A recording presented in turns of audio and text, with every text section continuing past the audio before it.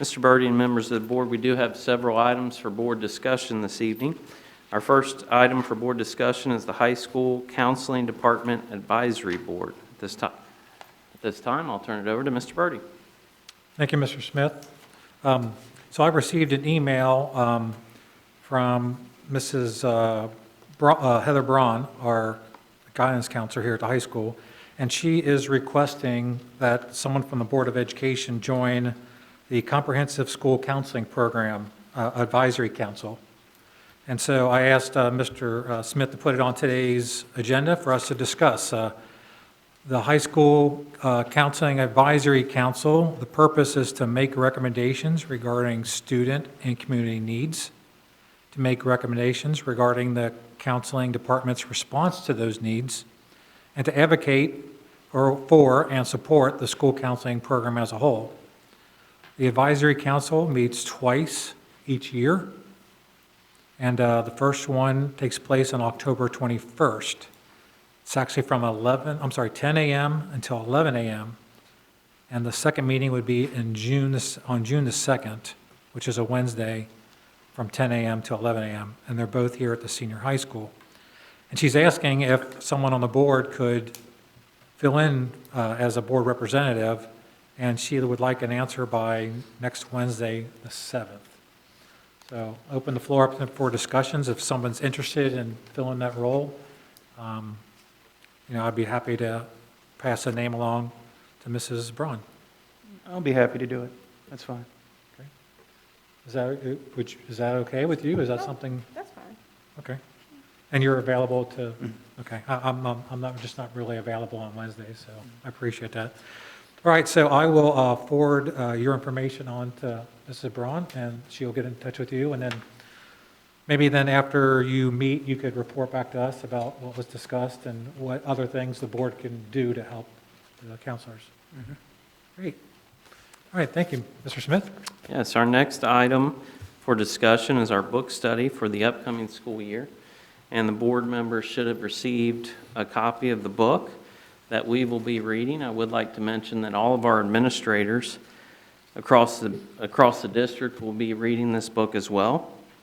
The title of the book is My Black Friend Says, Lessons in Equity, Inclusion, and Cultural Competency by Heather S. Fleming. You do have a schedule in each of your folders. Our first discussion will be on December 10th, and we'll cover chapters 1 through 3, pages 1 through 37. Our discussion will once again be guided by the following prompts: I read, I noticed, and I wondered. If you'd like more information about the book, I would encourage you to read the back cover. The last sentence on the back cover says that this book provides readers with all they need to begin their journey towards being a better ally for people of color and helping themselves and others become catalysts for change. I've heard great things about the book, and I'm looking forward to going on this journey with everyone here as well as with other administrators across the district. Any comments from the board? This is just part of our continued goals that we established for ourselves to have a book study each school year. And again, you've done a great job of picking out a book. I'm looking forward to diving into it and having discussions with the rest of the board. I think it's a great way for us to improve as a board. Thank you very much. Thank you. Any other comments? Okay, thank you. Next item. All right, our last item for discussion is a presentation titled FCSD Response to COVID-19, Past, Present, and Future. The purpose of this presentation is to educate our Board of Education and our community about the impact of COVID-19 and how our district has responded. In addition to providing information, I will also be making a recommendation for the start of the second quarter. That recommendation will be the last part of the presentation this evening. The first part of our presentation is a quick overview of how we got to where we are today.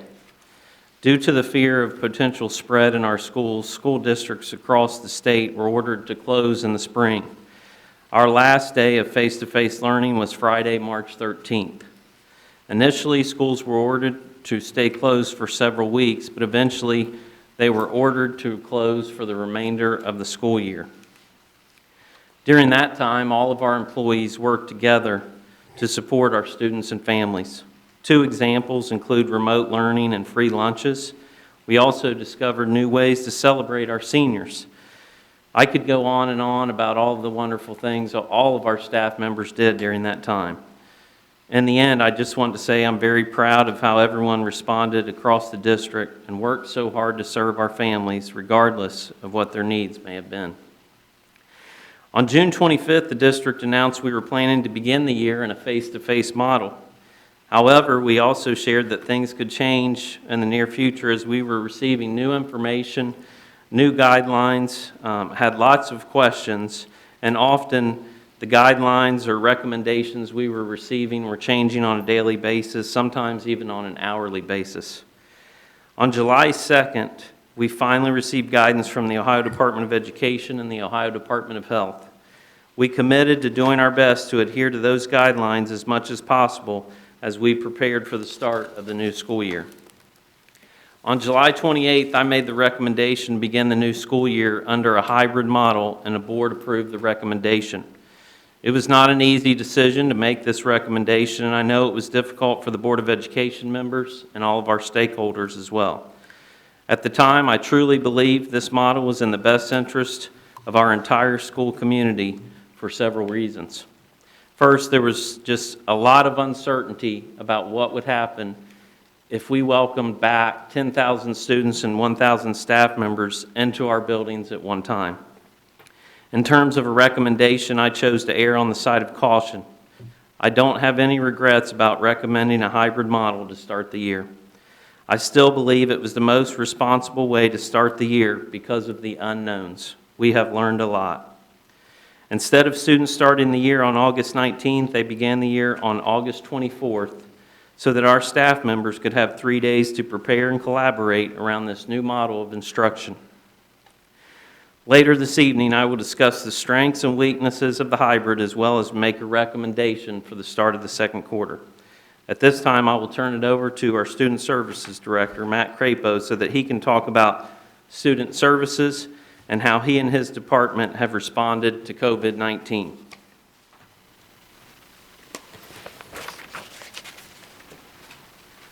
All right, good evening, board members. Thank you for allowing us to be here. What I would like to do today is kind of give you an insight of what goes on day to day in student services and what the department goes through with COVID. Because of the hybrid model, we were given the time to learn the processes, learn what to do if we do have a positive case in the district, learn what tracing is, understand the health department, what they need, know who to call in the health department when we have questions and when we turn that over. We've gone through all the steps from the beginning until now, and I think we've learned a lot to get to where we are today. So to begin this, what do we do when there is a positive case? First off, the building is notified of this positive case, either by a parent, a teacher, the student. An investigation is started right there. When did the individual first have symptoms? When did the individual get tested? And who were they around 48 hours prior to the symptoms? This investigation gets going immediately so that we can get to the people as quick as possible that we need to. A letter is sent out via remind by the building principal, or in secondary sometimes through the teacher's remind so that we can get to all the students. This first letter simply states that there was a positive case in the building. It could be teacher, an EA, an administrator, a cook. It simply lets everybody know that there was a positive case. This letter was generated by the Butler County Health Department and sent to us to use.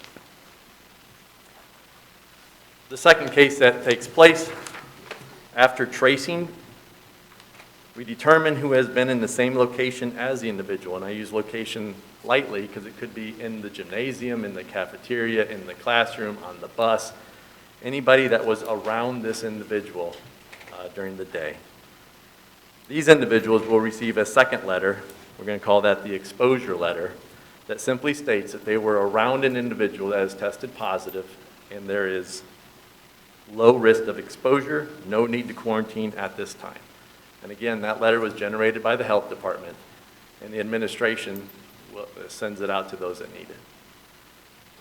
The third letter that we'll send out, after tracing, we determine who has been exposed to the positive case for more than 15 minutes and less than 6 feet. These individuals will receive the third letter, the quarantine letter, issued from the health department but given by the building. And I emphasize that letter is not written by us. It is signed by the health commissioner, and it does state that the individuals need to quarantine for the 14 days because they were exposed to a positive case. Again, the tracing is done by the building. The letters are issued by the building from the health department, and everyone is notified. There are 3 letters. There are times that the process is not clear, such as group gatherings or athletic events.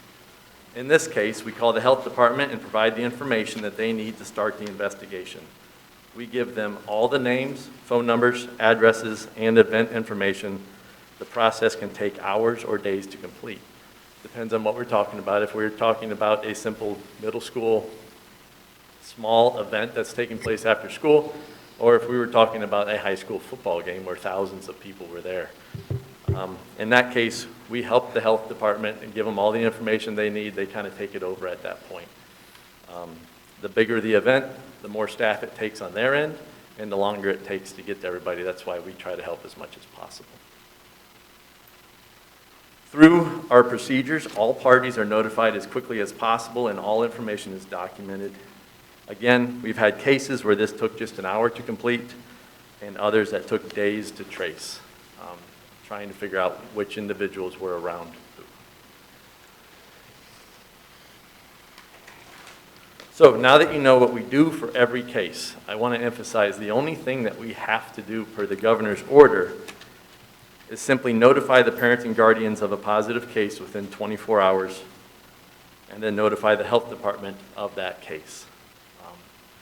So when we assist the health department in the tracing, we're doing this simply to speed up the process, get the letters out there, help keep people safe as much as possible, get all the information out there that we possibly can without identifying individuals. So this is a big undertaking that we're taking on as a school district to do the tracing, do the documentation, send out the notifications, and help the health department with these cases. Our process is very detailed. It focuses on the safety and importance of getting the information out as quickly as possible and keeping all private information in-house. A great deal of thanks goes out to everyone involved in the work to keep our students and staff out of harm's way. So the next set of slides is data. We do look at data to drive our decisions as we move forward.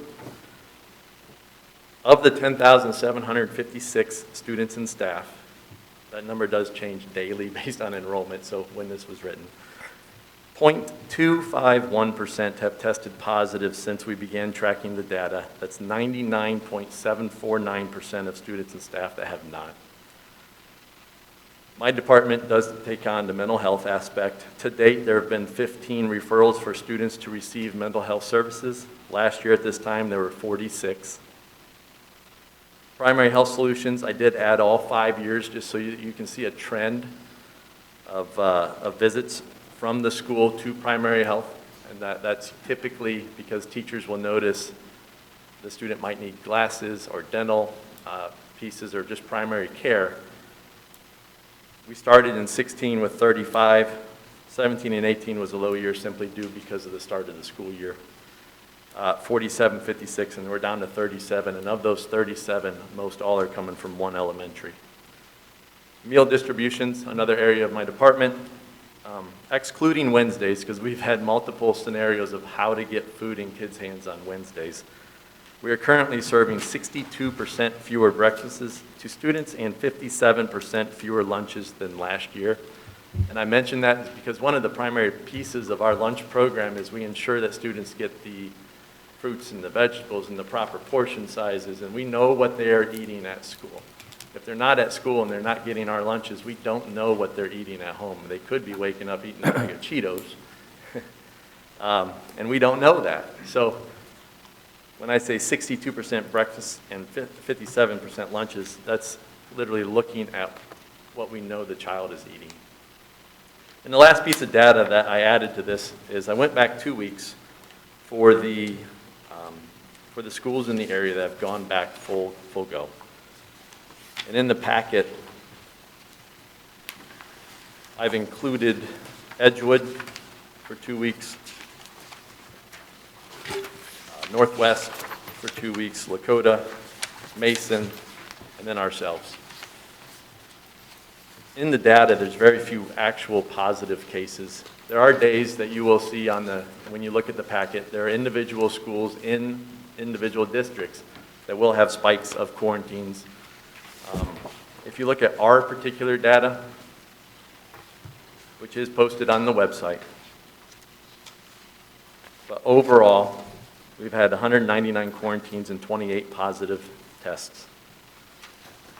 But when you break that down by week for Fairfield City Schools, so last week, if we look at students, it's 0.5% quarantined, 0.08% positive tests, and staff is 0.4% and 0.42% for the positive test for staff.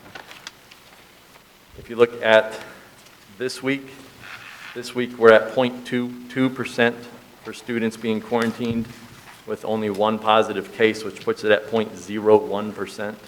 Staff is 0.42% quarantined and 0% positive. So I wanted to include these numbers just to give each building a snapshot of what's going on in the community. So that's a look at what Student Services is doing, from the tracing aspect to the documentation to the posting, keeping everyone informed, keeping track of the mental health programming that's going on, the meal distribution going on, our attendance, and that's what we're working on. Do you have any questions? Any questions for Mr. Crapo? No, thank you. Well, thank you. I'm very interested in the data when it comes to the number of lunches and breakfasts that are served or not being served, and curious, and you probably don't know this, so I'm not asking for an answer, but the kids that are coming in on Thursday that are used to getting their breakfast on Monday and Tuesday and Wednesday but not having it, wondering what that looks like for them coming in on Thursday. Just, that's a rhetorical question. We are giving out, all the students, the hybrid and the virtual students have access to meals on Wednesday to come pick that up. Oh, great. And we've changed that program based on the government changes in funding. Currently, all students get free food. And so the Wednesday meal distribution, we don't know, we know who's coming to get the food. We don't know exactly where it's going when it goes home. We have given out 17,100 meals on Wednesdays.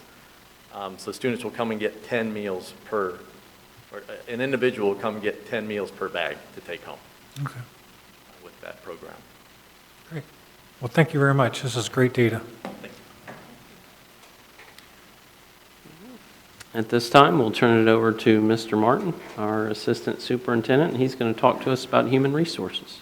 Thank you very much, Mr. Smith. This has been a year of great change.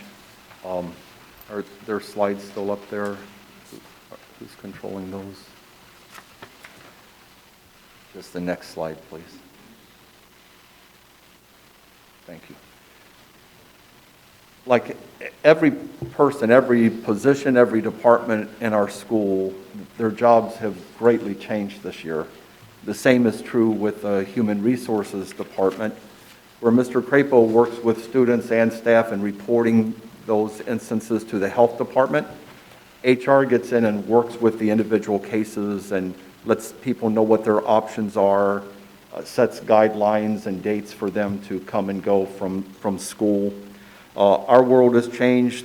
Earlier this year, there was a passing of the Families First Coronavirus Response Act, which from this point on I'll just refer to as FFCRA. It passed earlier this year, and it's being enforced by the U.S. Department of Labor. This act entitles eligible employees to receive up to 80 hours of emergency paid sick leave if they have qualifying events related to COVID-19. So our department is processing those. This is paid sick leave in addition to the sick leave that they normally accumulate as employees in our district. This act also expanded the Family Medical Leave Act. It added a whole new category to FMLA, all related to COVID-19. One of the big changes was if a person, an employee's child, their school is closed down or the daycare is closed down because of COVID-19, or the person watching their child is no longer available because of COVID-19, then they can get up to 12 weeks of family medical leave due to the COVID-19 conditions there. So we process that. We're also working with the American with Disabilities Act and how that's related to COVID-19. Some workers, at the beginning of the year when we were trying to assign teachers to the virtual teaching, we took anyone who had a note from their doctor saying that they had a physical disability of any kind, and we plugged them into those positions first, the virtual teachers. So they were plugged in. That didn't take care of all of them, but it took care of the largest part. There were other teachers who may have disabilities, and we meet with them in an interactive process like the ADA stipulates to determine what kind of accommodations they need to be able to successfully teach and fulfill their job. Some of those are simple accommodations like extra personal protective equipment. And then if people can't be addressed, their needs can't be met through any of these ways that I just mentioned, then there's always, we permit members to take unpaid leaves of absence for health reasons. The next slide shows you the 6 reasons that people can qualify for additional pay, emergency paid sick leave. The first 3, if they're under a quarantine, if their health care provider advises them to quarantine, or if they're experiencing symptoms and they're seeking a medical diagnosis. And this is the one that we most commonly see. People are having symptoms of COVID and they stay home so they don't spread it, but they go get tested, they seek medical advice, and they may be off 3 or 4 days while they're waiting for those test results to come back, and they're able to be paid and not use their sick leave up during that time. The next 3, if you're caring for an individual that's quarantined or has been advised to be quarantined, if you're responsible for caring them, someone's child or someone's parent or someone's spouse, then they qualify for some additional pay. Or the instance that I just mentioned earlier, if they're caring for a child whose school or place of care is closed due to COVID-19, if either of those 2 cases happen, then the person gets paid 2/3 of their normal pay for 10 days, up to $200 a day. And then, like I said before, if it's for number 5, the child care is closed down or the school is closed down, then that can be stretched out to 12 weeks. And then number 6, similar conditions specified by U.S. Department of Health and Human Services. We haven't had any of those. I don't think there are many people who understand even what that one is saying, but when we see it, we'll know it. But we haven't experienced that.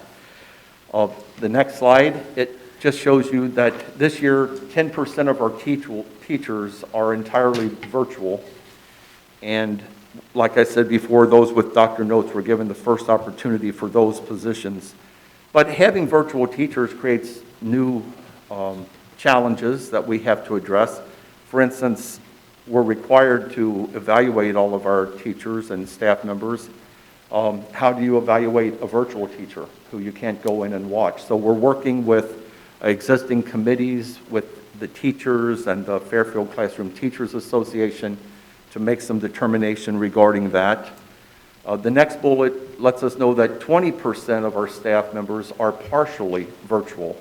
These are teachers who teach at the high school, some of our world language teachers in the lower grades, and also special education teachers. There may be a few other odds and ends in there, but those are the 3 major groups that are partially virtual. They teach some face-to-face and some in the virtual program.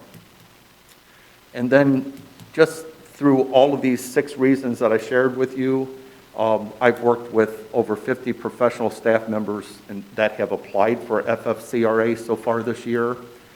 And Jill Collins, who works with our support staff, there have been over 30 people that she's worked with this year as well, qualifying for these. The next slide. I want to talk just for a minute because this also comes out of the Human Resources Department. Qualified substitute teachers are necessary to cover all these absences I've been telling you about, the 50 people. Unfortunately, because of COVID-19, our sub-pool has diminished. We have a sub-pool that provides substitute teachers for Butler and Warren County, every school district in Butler County, and many in Warren County. And we're down about 200 substitute teachers this year, which is significant. It's over 25% of our subs that we're down. However, we've done very well in Fairfield.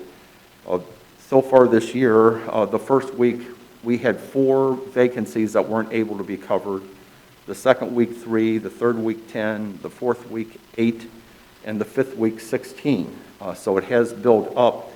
But that's averaging 4 uncovered positions in each building. It's an average of fewer than 4 per building so far this year. And actually, that's less than what we typically see in a year for our sub shortages. So that's a very positive thing. And the reason I think it's less is because we don't come to school on Wednesdays.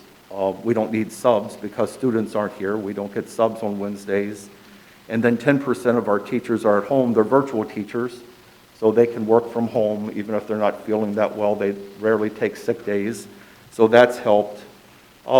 As we think about coming back to a 5-day model, if that's the decision, there are a few things that could make it more difficult in the future because everybody's here every day then except for our virtual teachers, and we no longer have that Wednesday piece. And then another thing that could affect it is if additional people take FMLA or are off for reasons. If they're off for a long time or 12 weeks, then we have to pull someone from our short-term sub pool to put in as a more permanent sub in a classroom. And if all the districts around are doing that, it could diminish our sub pool. But so far, we've done amazingly well. I think fared better than most districts around us. We are also working because our substitutes, our teachers, substitute teachers need to go in to be able to be a virtual teacher or do some things hybrid. We're working on getting them trained because that's a whole new world for them to go in and replace teachers, and they haven't had that training yet, so we're beginning a program for that as well. So that's kind of human resources in a nutshell. Any questions from the board? Any questions from the board for Mr. Martin? So you're saying that our sub-pool is, you think, typical for what we've had in the past as far as, I mean, where it's reduced, but so is our need right now. Yes, we are having fewer unfilled vacancies now than we did last year. So we're in a little better shape, but part of that's because of the virtual teachers and because we don't need subs on Wednesdays. Is that substitute classroom, or is that also substitute any staff member, like including bus drivers or cafeteria or? Yeah, I deal mostly with the professional Okay. staff, so I'm speaking on these numbers are for professional staff. Okay. I could get the other numbers, I just don't deal with those on a regular basis. Okay, thank you. Any other questions? Okay. Thank you, Mr. Martin. All right, up next, we have Curriculum and Instruction. Mrs. Aug, our Director of Curriculum and Instruction. I'll turn it over to Mandy. Okay, good evening. As you know, we started the year in a model with students attending 2 days a week and learning remotely 3 days a week. This model certainly has both benefits and drawbacks. Bringing students back to school and teaching them new safety procedures in the classroom, lunchroom, common areas, playground seemed to be a daunting task in mid-August. but having these smaller groups certainly helped to teach and reinforce those structures. We've heard from some teachers that the smaller groups have been great for relationship building, while others have said it's been tough because the students are only there 2 days a week and then gone for 5.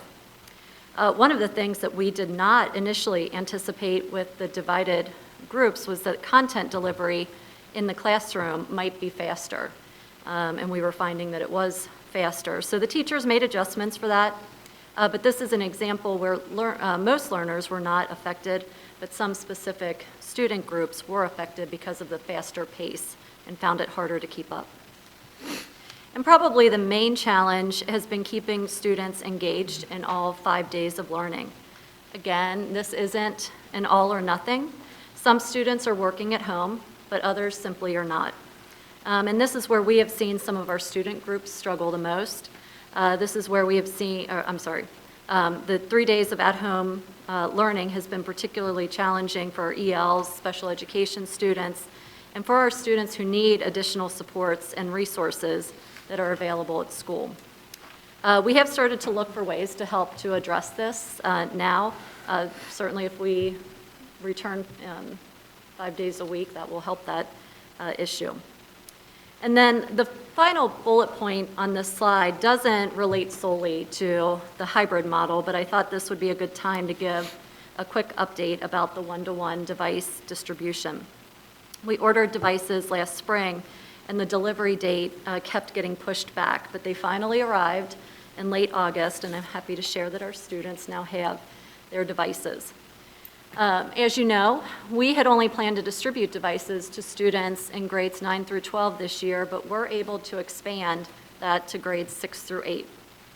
I do want to share a positive here related to technology and remote learning, the shutdown, and starting the year in hybrid. Our initial plans were certainly disrupted, but it turned out to be a good disruption in many ways. The principals shared at one of our meetings a couple weeks ago that they were so excited to see their teachers embrace some of the new tools that we've introduced to support the hybrid and remote learning. And they are doing some really cool things in their classrooms. So everyone was kind of thrown into the deep end, but so many people have taken this opportunity to learn something new that might be out of their comfort zone, and it's definitely exciting. We even have a new tech hub now for students, parents, and wonderful teachers to continue to support learning related to technology, and that can be found on the next page. So moving to our virtual learning option, we currently have 2,252 students enrolled in Schools PLP, which is the main platform for our virtual learning option. There are a handful of virtual students, students with more significant needs, who are not using that program, and so they're not included in that number. But in general, we have approximately 23% of our students who are being served in our virtual learning option. We distributed devices to students who requested one back in August. The hotspots, they have arrived in district. They were on back order, as you can imagine. Other districts were also ordering them. So we have them now and are going through the process of getting the filtering software installed before giving them to students. Virtual learning, like hybrid, has been positive for some and challenging for others. It has certainly not been perfect, but we do our best to efficiently and effectively remedy issues. The good news is that we are in a better place now than we were when we started this journey several weeks ago. We have done things, including set up a VL inbox for students, parents, and teachers to use if they run into issues. We also have a virtual learning school page on the website under the schools dropdown, which has information about the program and helpful resources for our virtual families. We continue to problem solve with our partners at Butler County ESC and with the Schools PLP company. Virtual learning will continue to be an option for our students all year, and we are working to make it a positive experience for those students who have chosen this path. And the last thing I want to talk about tonight is the assessment of student learning and identifying potential learning gaps related to the shutdown in the spring. As you know, ODE canceled testing last spring, and so we do not have data from those tests. We will be relying on MAP and DIBELS data from this fall, and have also encouraged teachers to use pre-assessment data to inform instructional decisions in their classroom. And I'll just take a moment here to let everyone know that we started to have discussions in the spring on how we would tackle potential learning loss in the fall. And one of the big questions was around whether or not teachers should try to reteach some of the content from the previous year at the beginning of this year. So we attended virtual meetings with ODE specialists who highly discouraged that practice and encouraged teachers to use pre-assessments as a way to better understand exactly where each one of their students was at. And that's just the message that we continue to share with our teachers. So the question is, how significant is the COVID slide? Tonight, I can only share with you some of our preliminary data. Please know we are not finished testing students. So even this data set up here does not include all of our students, but it was the most complete data that I had to share with you at this time because this group of kids had to be finished testing by yesterday, the end of the day yesterday.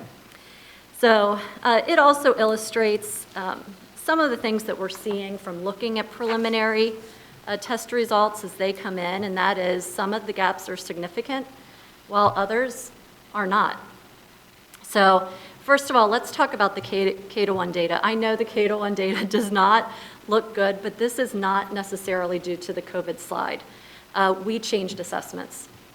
So this change was a suggestion from our state support team liaison. We made this decision prior to COVID, and we did it knowing that it would result in very different looking data for our K-1 students. So the test that we used in 2019-20 was called MAP for primary grades, and the MPG tends to under-identify students who might be at risk for not meeting the third grade reading guarantee. This is one of the reasons we wanted to switch. We wanted an assessment that would help us to capture more of those students. So the test we are using this year is called DIBELS, and it has different cut scores that are established by the state and the company. And so it captures a larger group of students who are off track in reading. So please understand that these numbers are primarily affected by that changing, by us changing the diagnostic test. When we look at second and third grade, that test was the same in both years. So we used MAP in 1920 and also this year in 2021. And the difference between this year and last is really very minimal in second grade and just a little bit more significant in third grade. Another quick example, I don't have this data in front of you, but we've also started to look at some of our preliminary MAP data, and of course we test in both math and reading in MAP.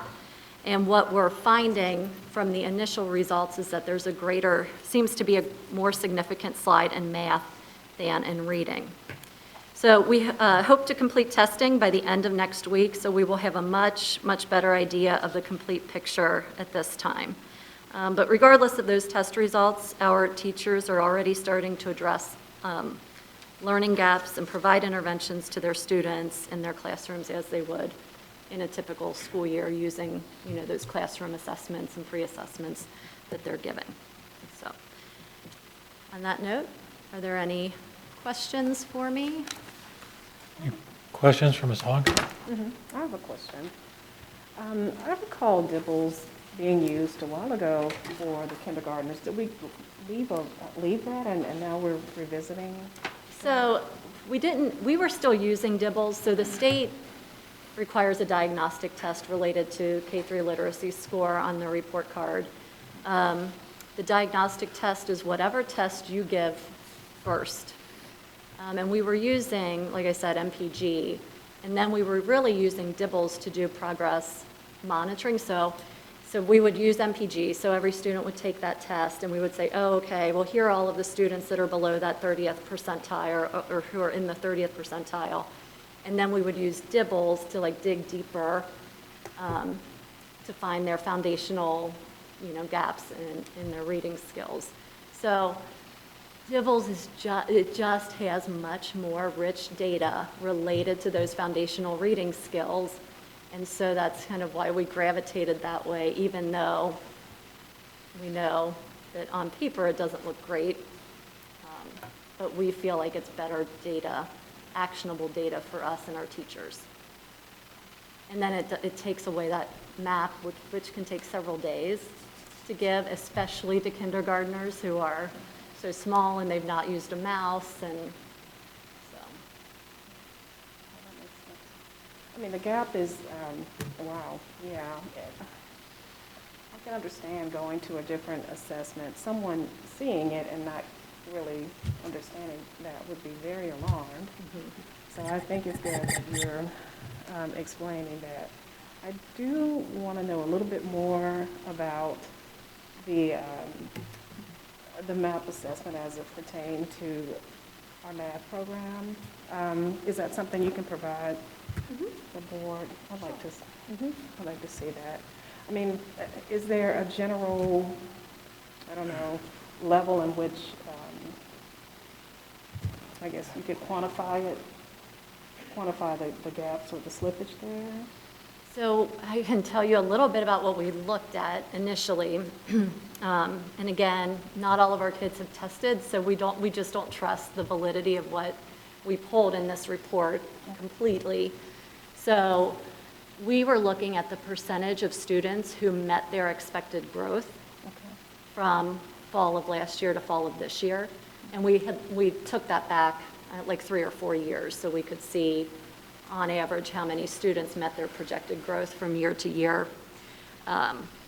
So once we looked at that report, what we're seeing, and this is just an example, let's say third grade math, last year 60% of students met their expected growth in the fall, but this year only 45% of students met their projected growth in the fall. So that is something that when we ran that report, that's kind of stuck out to us, and we're like, okay, we need to dig a little deeper. But again, we just have to let everybody finish testing so that we know. Was it more pronounced at certain schools within the district, certain grade levels? And where do we see the predominant slippage rate? Well, I can't answer the schools, at least from that report, because it was just a district level report. Okay. It was more pronounced, I would say, between grades like 3 and 8, which is probably most of our grades, but. Okay. Yeah, if you could provide a little bit more. Yeah, I can see that. definitely follow up. Thank you very much. Mrs. Aug, I had a question going back to virtual learning options. We talked about 2,250 students being in the virtual program. That's approximately 23% of all of our students. And I understand it may be difficult to answer this, but does that skew to the lower grades as a higher percentage, or to high school as a higher percentage, or do you feel it's roughly 23% of each grade level?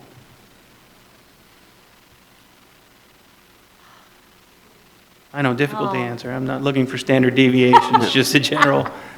I think in general, we have about, like 12th grade, that was really low. That was a low number. They would not have really met that 23% benchmark, but most other grade levels are probably hovering right around that 20 to 25%. There really wasn't one particular grade level that I can think of that just really has very high numbers. Right. That is some data that we can get Oh, yeah. and send to the board as well. We've looked at that, so we can, I made a note for myself to send that to the board as well. Vaguely, I remember maybe 4 weeks ago or so, I remember looking at 9 through 12, and again, this is not a solid number, but at some point in the process, I remember thinking that it was around 150 students per grade, grades 9 through 12. But it may have changed a little bit here and there, but it's a very general number, but we can get you those hard numbers tomorrow.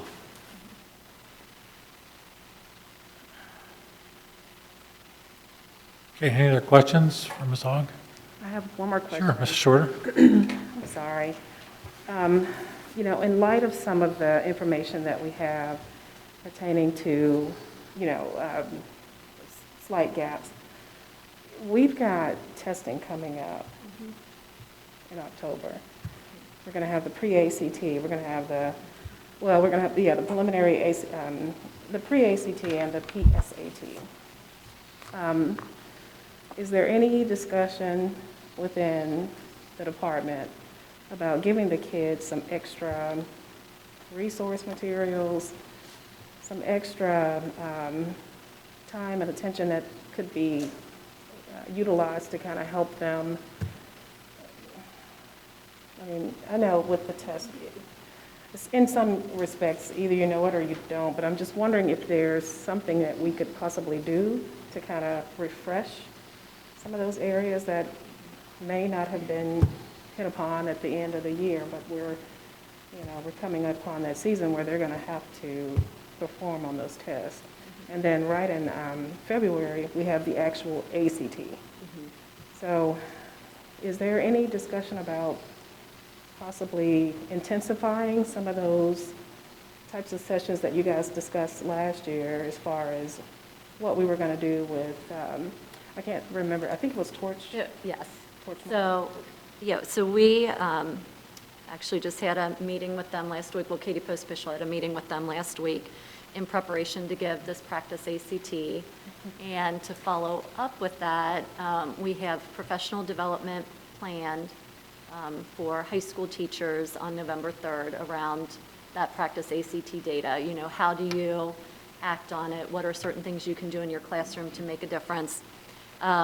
We are slated to, and again, this was a pre-COVID decision, we were supposed to be having like boot camps here on site during the school day. So, you know, if it's possible, we will still pursue that, forget what they call them.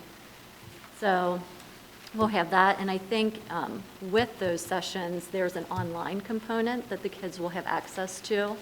So once they get, you know, their scores back, they can go into this Torch Prep online program and start to practice on their own.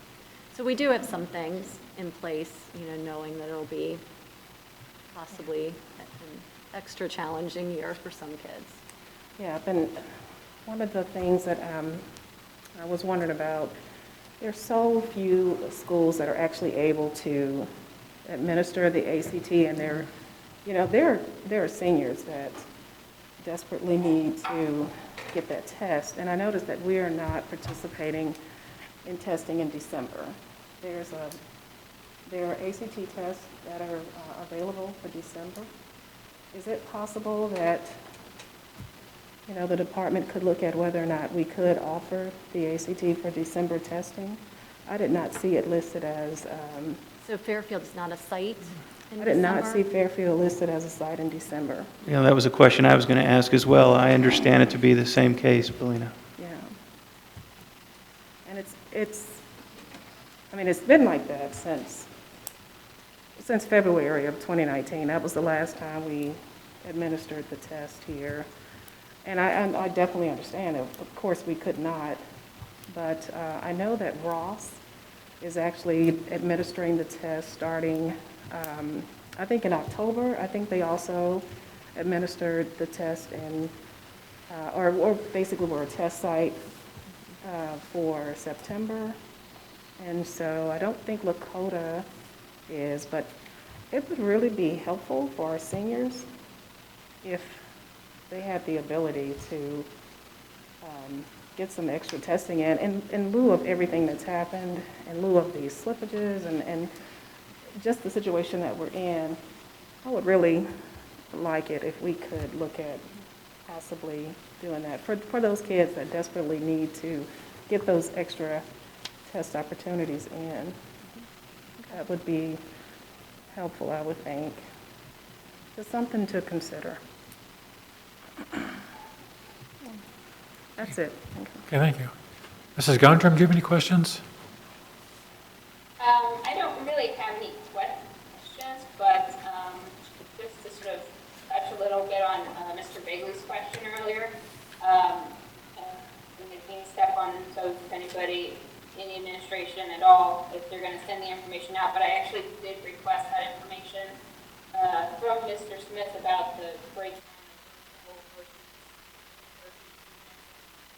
I looked over it yesterday, and it does kind of pretty much stay sort of down between like 21 and 25%, pretty evenly across all the grades till you get to 12, and then it drops off. Okay, thank you. Thank you, Mrs. Ogg. Thank you, Jerry. I forgot which board member had asked that question. I knew that I had sent it to someone, but I couldn't remember which board member it was, so thank you, Ms. Scudder. You're welcome. Okay. All right. All right, our next topic is special education. At this time, I'll turn it over to Ms. Gilbert, our Director of Special Services.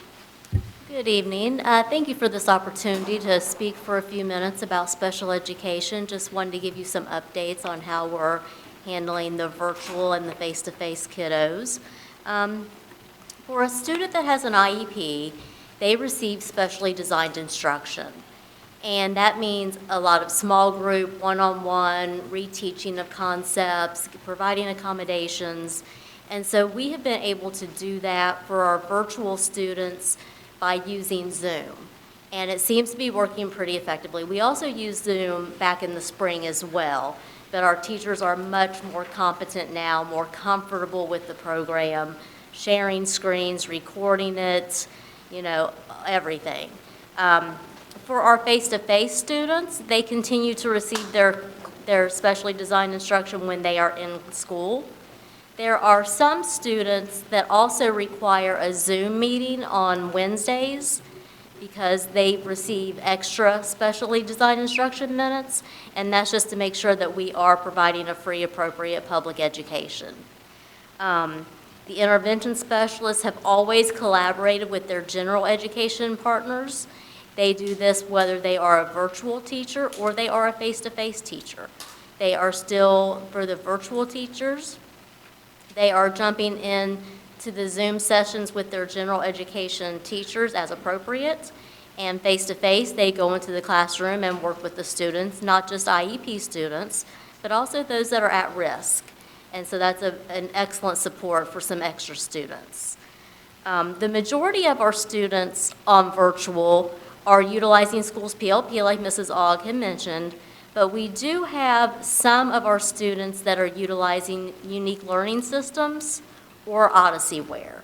OdysseyWare is a program that we have used for credit recovery for our IEP students at the high school level for years now, and we have seen that it also helps some of our kiddos that are struggling with Schools PLP. And thankfully, we can still provide the accommodations and modifications utilizing Schools PLP or OdysseyWare or Unique Learning Systems. There may be some accommodations that don't work. For example, if a student is supposed to receive a standing desk, we obviously can't take that to the home. Thankfully, they can be a little creative when they're in the home environment, more so than you can in the school. And also, even for our related services, our occupational therapists, our physical therapists, our speech and language therapists, they are also Zooming with students that are virtual, and then they're face-to-face with the other students. I actually got to observe one of our speech pathologists this week, and she was Zooming with a student, and she has become so creative. You just see that level of creativity and engagement, and the student was fully engaged in the lesson.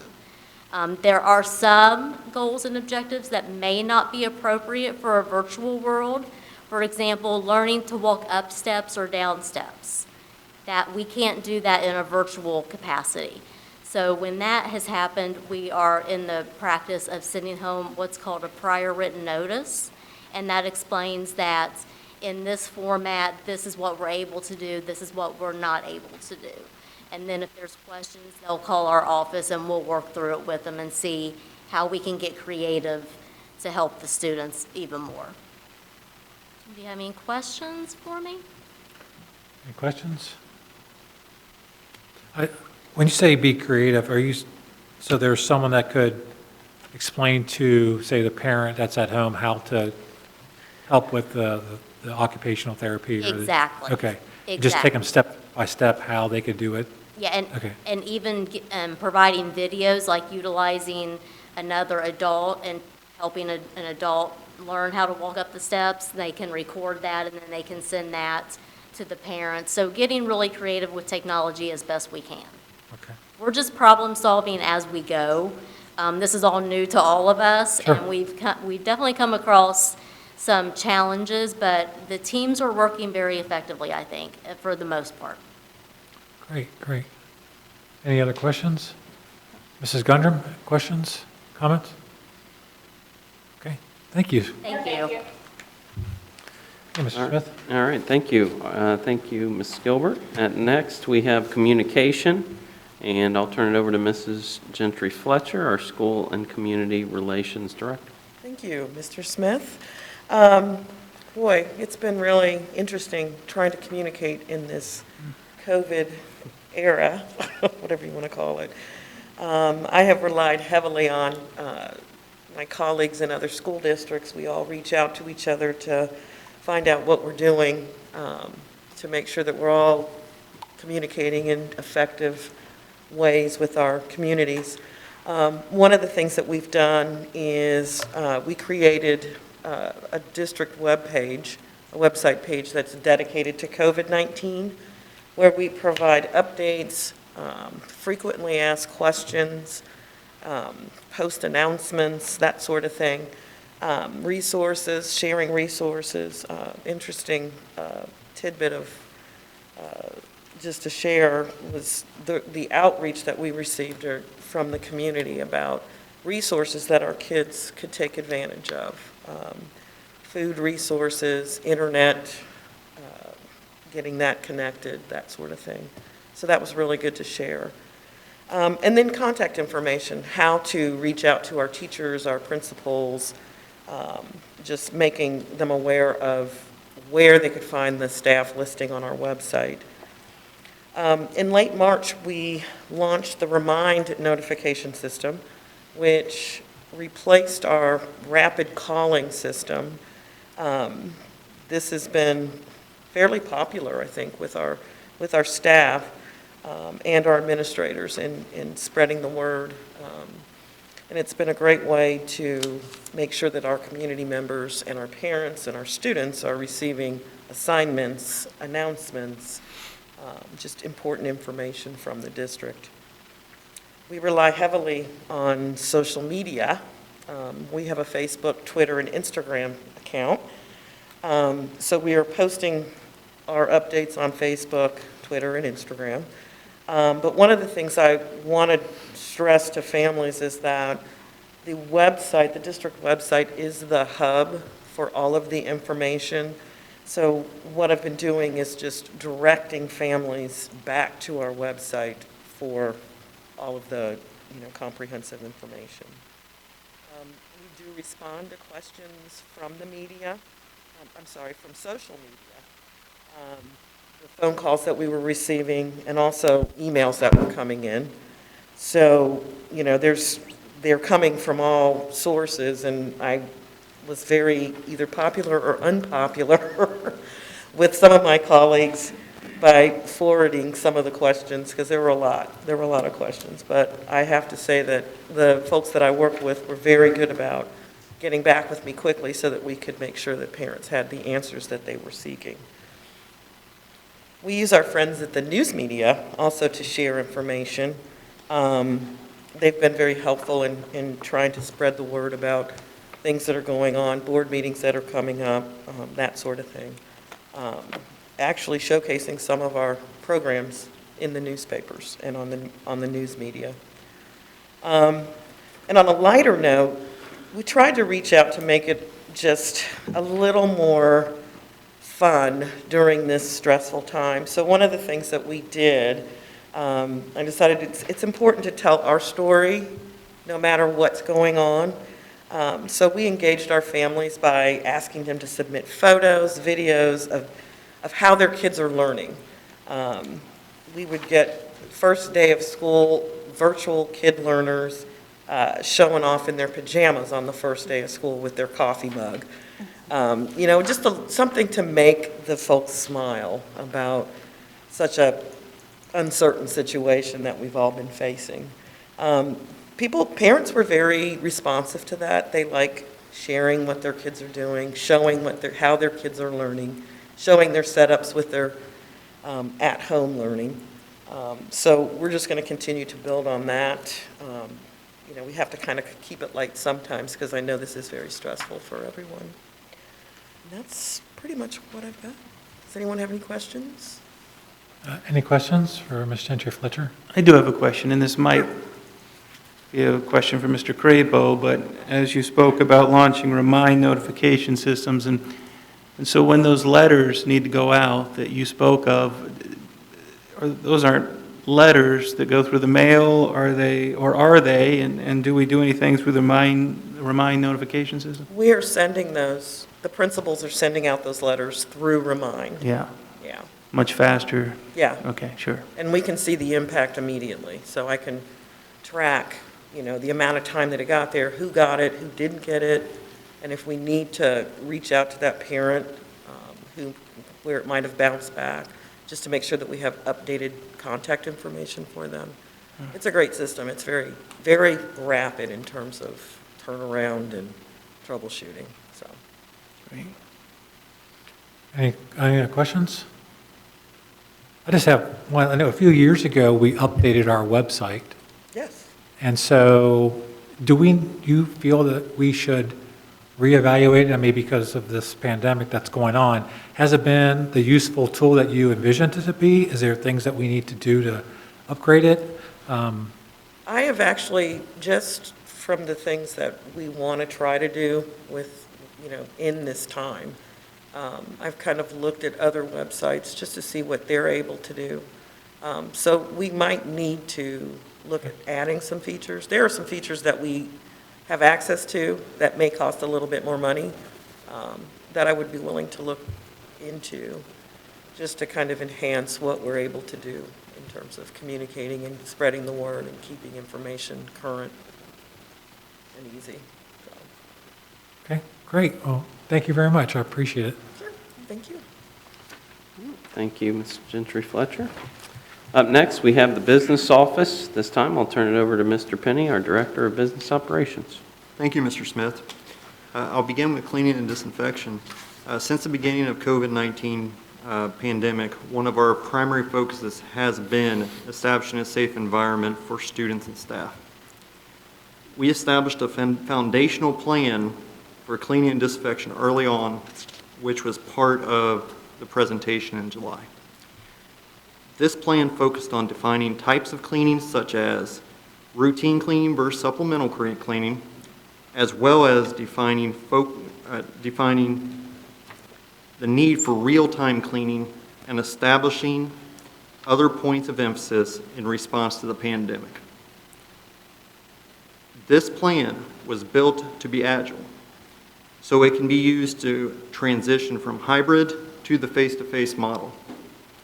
Since the opening of school, we have continued to make adjustments to improve our response to this pandemic. We plan on making further adjustments to cleaning routines and increasing custodial hours as necessary as we transition students being here 5 days a week for more of the face-to-face environment. Since all buildings have their own operating identity, this will be carried out based on the needs of the building as well as response to any incident that may occur. Moving on to the next item. As we discussed a few meetings ago, a HVAC air assessment was completed evaluating a wide range of options. We ultimately decided to increase outside airflow within our systems where appropriate and upgrade to MERV 13 filters to catch PM 2.5 particulate matter that COVID-19 may attach to. We have prioritized the install of these filters as they have arrived, with many installed across the district. We anticipate receiving the remainder of these filters within the next week or so. In regards to PPE and safety signage, if you look at the picture within the presentation, I'm going to combine these two up. We started acquiring materials early on, as well as cleaning materials and so forth. We tried to get as much as possible, and then we had to adapt as time went on. For instance, we acquired a good amount of face shields, which are still definitely usable, but when things shifted in August, made them a little less desirable for the people that wanted to actually utilize those materials. But in regards to PPE, the picture kind of says a lot of it. You'll see 3 different cloth masks. The top one in the picture, the black, was given out to all staff members, as well as the Spirit Wear one that many of us are wearing this evening. And then there's one in the middle I wanted to point out that actually has a clear window. And that's specifically designed for teachers that have students that need to see their mouths so they can see articulation, whether it's for pure articulation reading or language acquisition, things like that, that we purchase special for those special needs. The signage that you see here are in all the buildings, and whether classroom, hallway, or just general signs, trying to get the message out about how to social distance and the importance of it, just as a reminder. And then there's a floor sticker there, and there are many places also. This is just some of the PPE and some of the signage that ultimately we have. I will say that the buildings, as well as teaching staff, and I'm just amazed by the things that people have come up with to support, and ultimately we're all in this together type of situation where they've been creative for the sake of each other as well as the students. And that's in regards to a lot of things beyond just PPE and safety signage. And then the final topic I'd like to cover tonight on this slide is water bottle refill stations. So due to the pandemic, there was a need to turn off all drinking fountains within the buildings, which presented us with the problem of students accessing drinking water. Some buildings already had water bottle refill stations, so they were in pretty good shape, but some did not. We ordered 17 additional water bottle refill stations in July. Due to demand and also the supply chain, we just received the units a little over a week ago. Our maintenance staff has tackled this, and we've done this in-house. We've installed, within a short amount of time, 10 of the 17 units, with the remainder of the units being installed very, very soon since they arrived. And then I do want to also make sure that everyone knows that students did not go without access to water. While we were waiting on these units to arrive, there was either access to water through classroom. Many classrooms have access to water. And then for buildings where either this wasn't an option in that in the classroom environment, or they're just, well, ultimately none of the building had sinks, faucets, so forth in the classrooms to be able to fill water bottles and things like that. Bottled water was provided as needed. So we were able to address that. But we are very excited and happy to have these bottle refill stations now in that were ordered. We're glad that they didn't take as long as what perceived to be pushed out, because we kept on calling and it kept saying, oh, they'll be in a few weeks, they'll be in a few weeks. So we're glad to have them on hand. We're also glad this will be a permanent fixed asset after COVID is actually over, and students will be able to utilize these long term.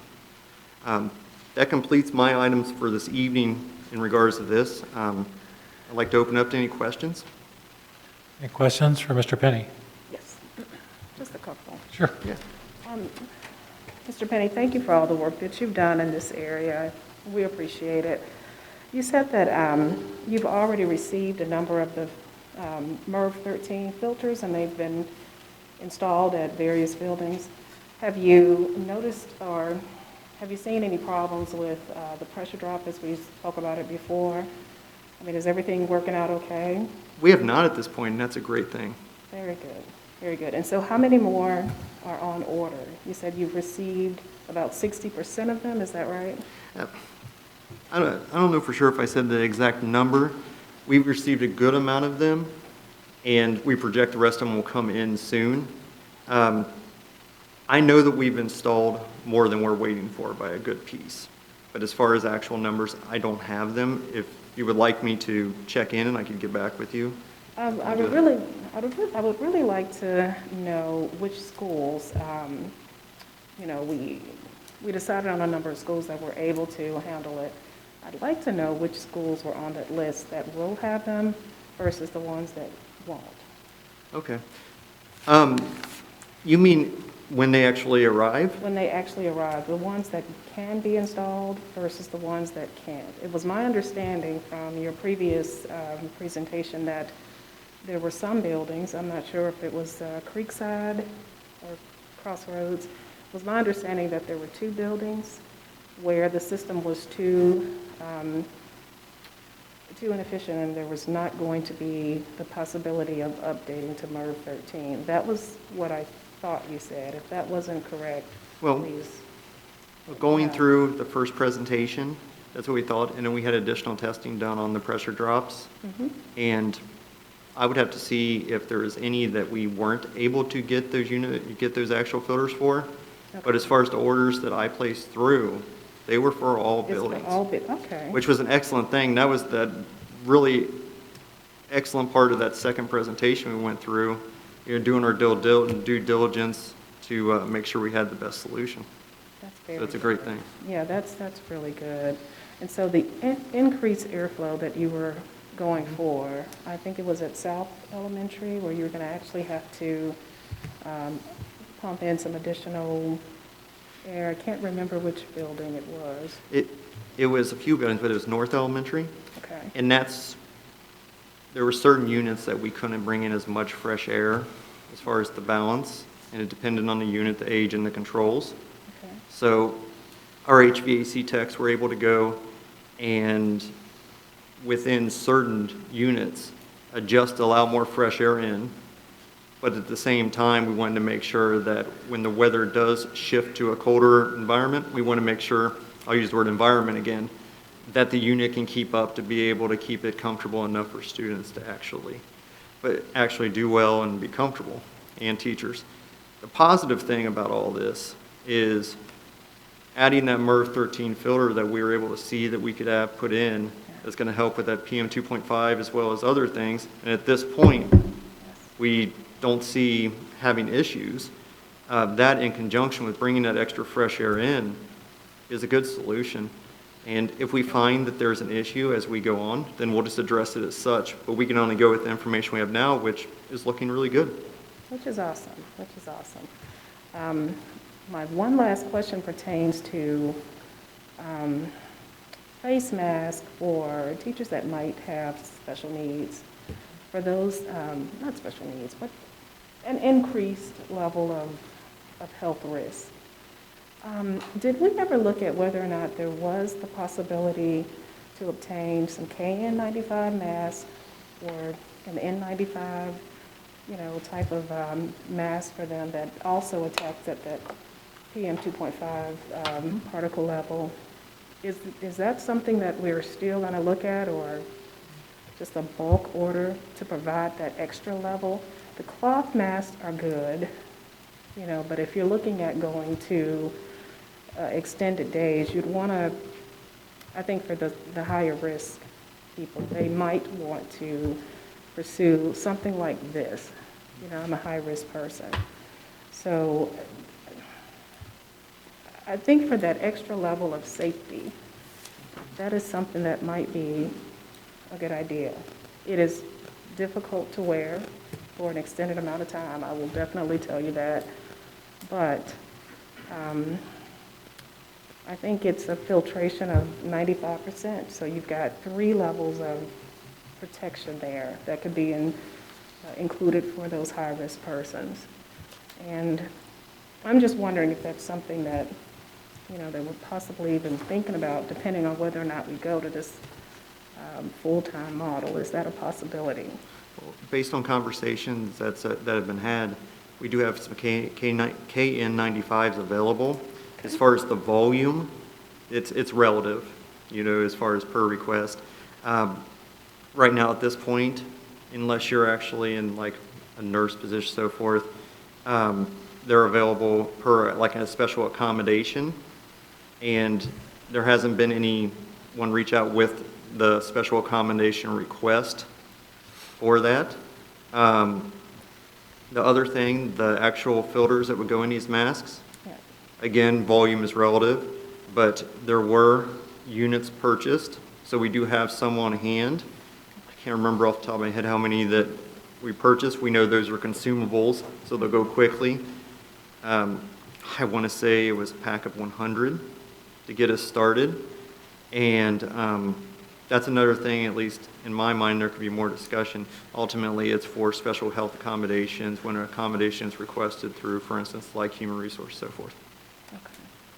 So basically, they would have to take it upon themselves to make that special accommodation ask. Yes, ultimately because it's such a consumable type of item, Yeah, and then the cost to it. yeah. Okay, all right. Thank you.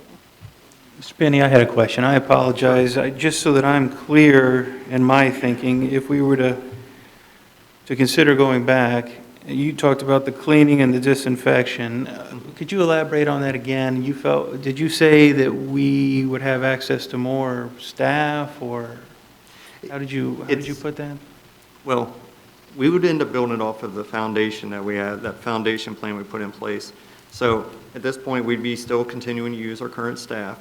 One of the things that, as weeks go on, we're starting to get more proficient at the building levels, and the head custodians could speak to this far better than I could or can, but ultimately is looking at like routine cleaning type things. For example, I'll just throw this out there.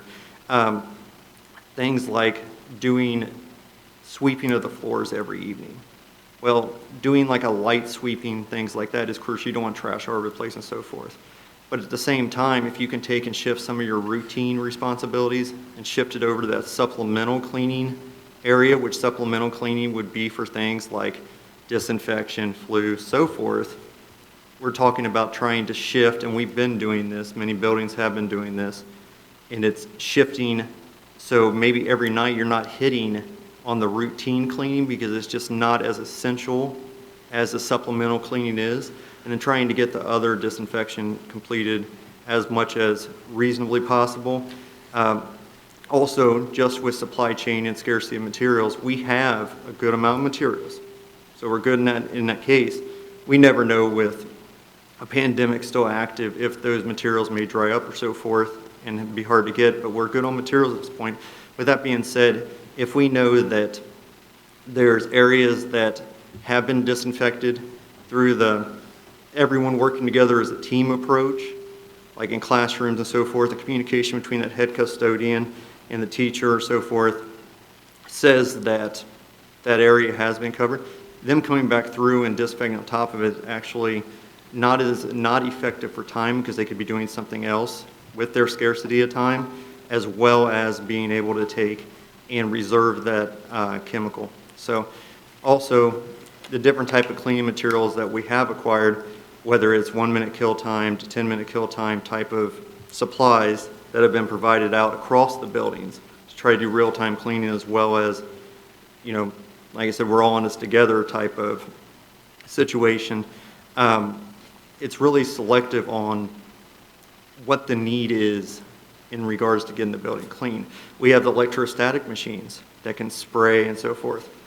We have a decent amount of materials for those. At the same time, we have some that we ordered multiple months ago, and we're still waiting for them to come in.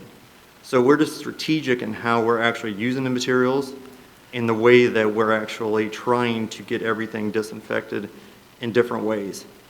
What I'll say is, and I did say it during this, at least the way I think about it and when I talk with our staff, each building has its own identity. We know that. It has its own culture, and then it has all these variables, square footage, different type of classrooms, so forth. I kind of call it their operating identity. And based on different needs and different things going on in these buildings, there may not be a clone building to building set standard on how something is effectively carried out. And that's why at that building level, with the foundation and with communication and the tools, That's where that head custodian, as well as administration, the teachers, and overall work together to get this job done correctly. And, I mean, from what I'm seeing, it looks like everything's going really well. Our case numbers are extremely, extremely low. It's a challenging situation, but it feels like people are coming together as a team to get this done. If I could. Mr. Smith? Thank you. Just to add just a little bit of detail, so last week we had an administrative meeting. I'll probably touch on this just a little bit later. One of the principals had shared the idea of what Joe touched on in the evenings. It's really just reprioritizing and making a commitment to those high-touch areas, not just in the evenings, but also during the day. And again, I don't want to be repetitive later, but we don't have a lot of custodians in our buildings during the day. So it really calls for a reprioritization. And the focus will be on those high-touch areas. So something that generally is part of a daily routine may be taken away so that we have a custodian during the day. I know one principal I spoke with talked about in the morning as everyone's coming in, after they arrive, a focus on high-touch areas, again later on in the middle of the day, and then at the end, right at dismissal and afterwards. Again, a focus on those high-touch areas. And one principal I spoke with, it was Mr. Rice, talking about someone that generally comes in a certain time of the day, and maybe it was sometime in the afternoon, and that individual works on the grounds, but instead of going right to the grounds, coming inside the building, again, this is a huge building, focusing on those high-touch areas. So that's the emphasis. That's kind of what Mr. Penny's talking about. So, and again, I'll briefly touch on that and a number of other topics later, but I just thought I'd clarify. Thank you. Any other questions? Mrs. Gundrum, any questions? Okay, thank you, Mr. Penny. Thank you, Mr. Penny. Up next, we have financial implications, and I'll turn it over to our treasurer, Ms. Slane. Thank you. So several questions have come up about how much we're spending on all of this disinfection, signage. And our first topic is the general fund building cost, which really applies to everything Mr. Penny just spoke about in the prior slide. We've spent or are looking to spend, as soon as we receive invoices for some of those items, of about $413,000 so far. Our second level is personnel costs that are coming out of general fund, and these were figured as of September 18th. So many of those dollars were spent during the shutdown period between March 16th and May 28th, as we brought in personnel to help disinfect some of the buildings. Some of our office staff came in to finish up some priorities here. We expended about $216,000. That also includes some unemployment costs that we're seeing increase because of the shutdown. So those costs have been much higher than normal, but still, we are in a program through the state where they are reimbursing us right now 50% of those costs, so that has helped keep some of those unemployment costs down for us.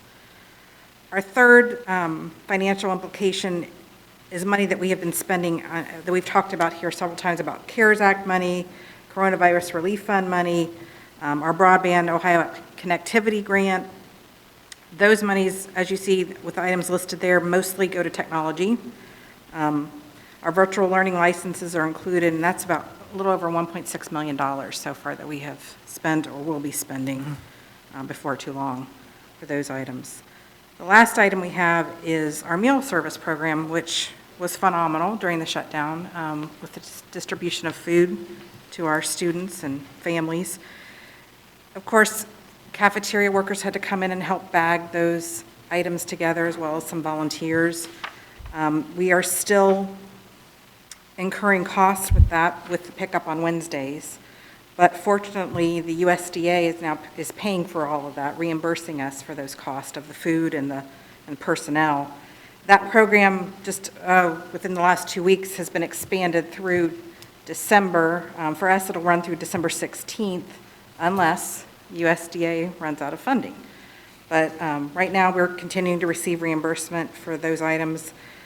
During the shutdown up through the September 18th date, we've incurred about $336,000 in cost with just the meal program. So we're looking at well over $2.5 million due to the COVID shutdown plus continued programming that we have for that. So that is our total, so far, of financial implications. But our general fund expenses are the $629,000. Mhm. Okay, any questions for Mrs. Lane? Okay, thank you very much. Thank you. All right, thank you, Mrs. Lane. This time we'll move on to the future. And as part of the presentation, I'll be talking in more detail about the hybrid, the strengths and weaknesses. This will include a recommendation for the start of the second quarter. I'd like to be very transparent about the risks associated with that recommendation and also talk about moving forward possible opportunities for students and families that exist as a result of that recommendation. So as I mentioned earlier, we began the school year under the hybrid model. We did commit at that time to reevaluating our chosen model of instruction at the end of the first quarter, and it is time to do so. I would like to comment on the timing of this discussion and the recommendation. Some people have pointed out that we are making the decision prematurely because we are only 5 weeks into the first quarter. I certainly understand that position.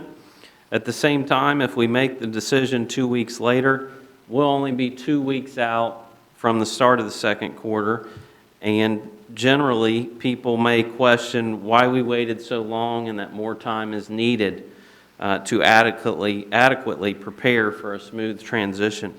So I completely understand both sides of that argument. In the end, our team works hard to do the right thing, make recommendations based on what we think is best, and to be as transparent as possible throughout the process. Earlier this evening, you heard Mr. Crapo provide some data about the number of cases, the number of quarantines in our buildings, in our district, and also in some surrounding districts that have been on the 5-day face-to-face model. You heard some data about lunch services, mental health services, student visits to our clinic, etc. In addition to that data, I'd also like to point out that the 2 zip codes, 45011 and 45014, are now responsible for 35% of the cases in Butler County, as opposed to 41.8% that was presented at the July 28th board meeting. Even though that is a small decrease, it is a decrease. At this time, I also recognize that Butler County is at a level 3 emergency. But I do anticipate the county, I think there's a really good chance of the county being downgraded to a level 2 next week, as long as there are no outbreaks similar to the ones that occurred at Miami University. I did speak with our health commissioner this week, and I'll touch on that in a few minutes, but one of the things she anticipates was a really good chance that we will move to level 2 next week. Now let me say, there is no guarantee of that. It's often been said, hey, we think this is going to happen, and it doesn't come to fruition. But I'm encouraged that our health commissioner believes that we are trending in the right direction. And unfortunately, our county's numbers have been negatively impacted by the cases at Miami University.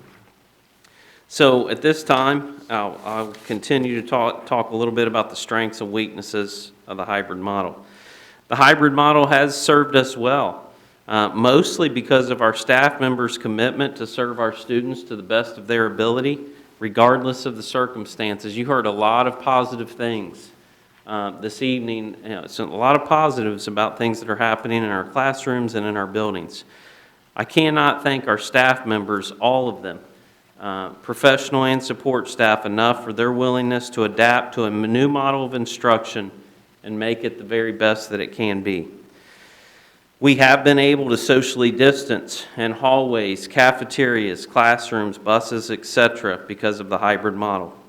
there has been a dramatic decline in student discipline.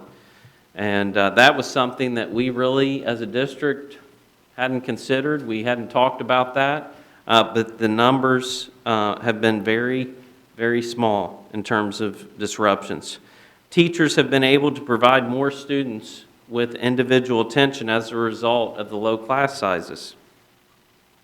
In addition, the hybrid model provided time for students and staff to acclimate to new practices and protocols and procedures. Dr. Gillespie was here at our last board meeting, talked about those protocols and procedures and how the students have done really well. And we really, I believe she reported that evening, we really haven't, a lot of people were nervous about the mask requirement, the facial covering requirement, but it really has not been a major issue for us as we began the year. The downside of the hybrid is that the students are only getting 2 days per week of face-to-face instruction. I've heard teachers and administrators at every level share that many students are not doing work on their days outside of the classroom.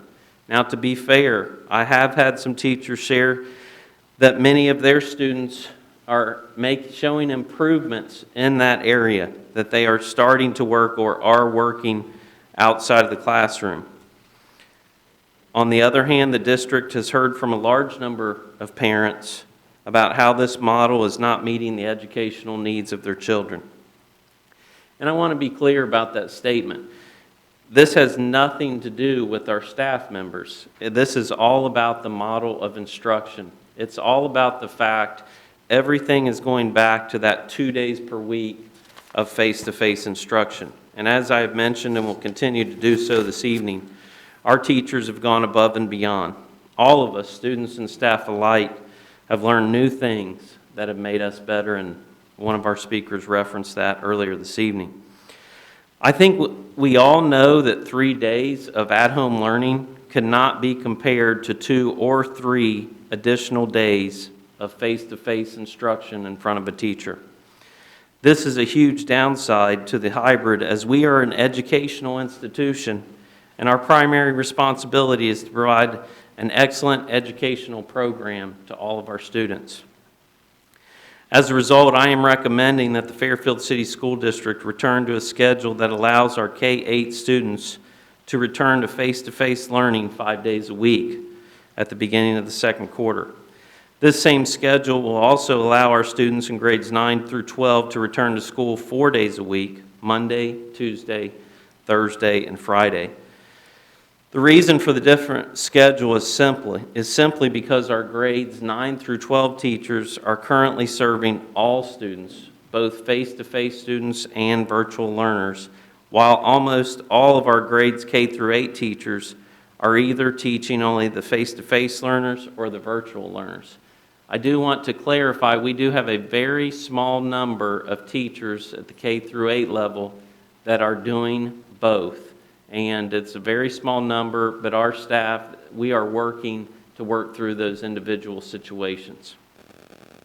It would be unreasonable for us to ask our grades 9 through 12 teachers to teach face-to-face for 5 days a week and also to support, monitor, and assess our virtual learners. In the beginning, one of our commitments was to have FCSD teachers serving our virtual learners. Our only other option would be to outsource those responsibilities, which would also come with a hefty price. As a result, the recommendation is for grades 9 through 12 students to be face-to-face for 4 days a week. Each of our 9 through 12 students have been given an electronic device, which certainly helps with the at-learning piece for each Wednesday. Earlier this evening, I talked about the district being transparent. We know that transitioning to a face-to-face model will come with challenges. For example, we know that we will not be able to socially distance in classrooms, hallways, cafeterias, buses, etc., the way that we have been able to under the hybrid model. We will continue to socially distance as much as possible. For example, when our elementary students walk down the hallway as a group, I think Dr. Gillespie shared some pictures that evening of the students walking down the hallway with their arms extended. That certainly is a practice that we continue to carry out throughout our buildings. Dr. Gillespie, I keep referring to her because she's been here and she made that presentation and shared a lot of information with us. I still see those students, walking 6 feet apart. Our students and staff members, we've said repeatedly tonight, all of us have learned a lot. We've learned some new ways. Our days certainly look different. There will be a number of occasions in which students will be able to do some social distancing. On the other hand, the ability to socially distance will be limited. One of those areas, again, in full disclosure, is on our buses. People have asked the question, and I'm aware that we do have situations where we are short-staffed and we double bus. We have double routes, and that's not ideal. But I can't sit here this evening and tell people that that is not going to happen. We've talked about that topic over the years. We continue to try to recruit, substitute bus drivers. But again, in full disclosure, I want to be transparent. I don't want to mislead our parents or our community members, and certainly not our Board of Education. So I know I've heard those concerns about social distancing. I'm not going to say we will be able to do that at all times like we have been in the hybrid model. We will do our best.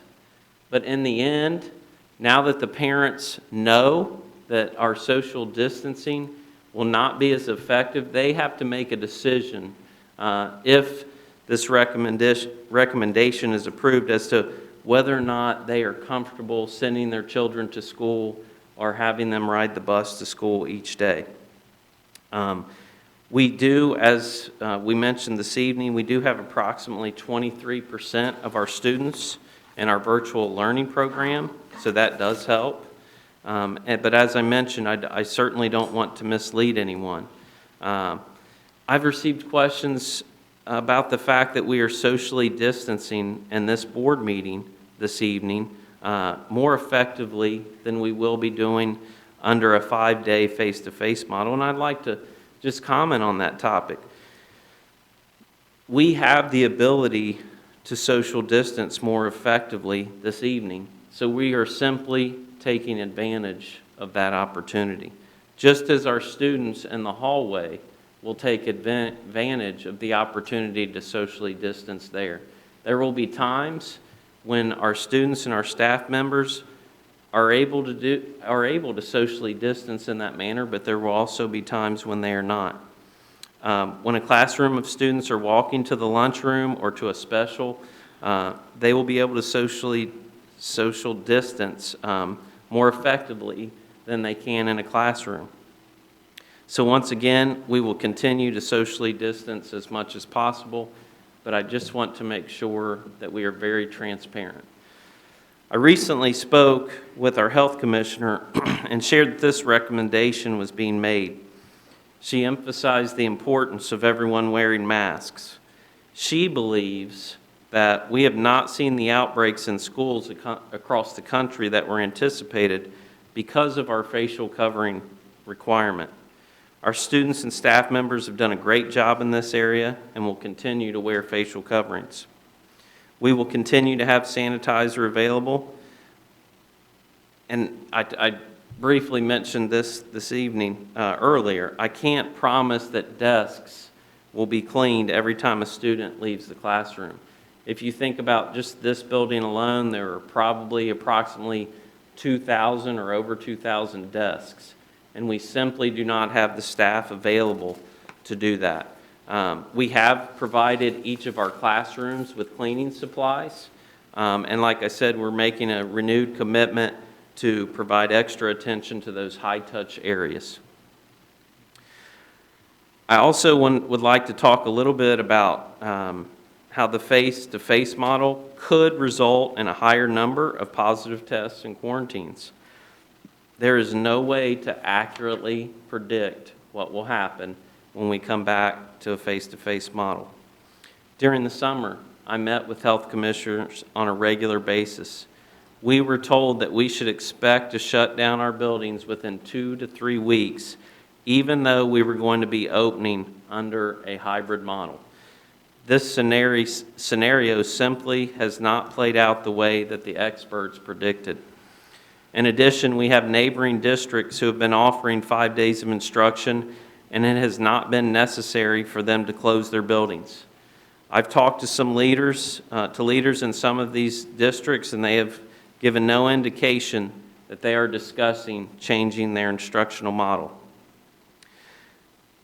In fact, we are not alone in this recommendation, as most school districts are in the transition to a face-to-face model if they are not already implementing that model. I will say there was one very small building in a neighboring district that I believe closed at the beginning of the year for 2 weeks because of quarantines. That district, I believe, is similar in size to our academy. And that's the only one that I'm aware of. Not that there aren't others, but I certainly am not aware of any others having to close down.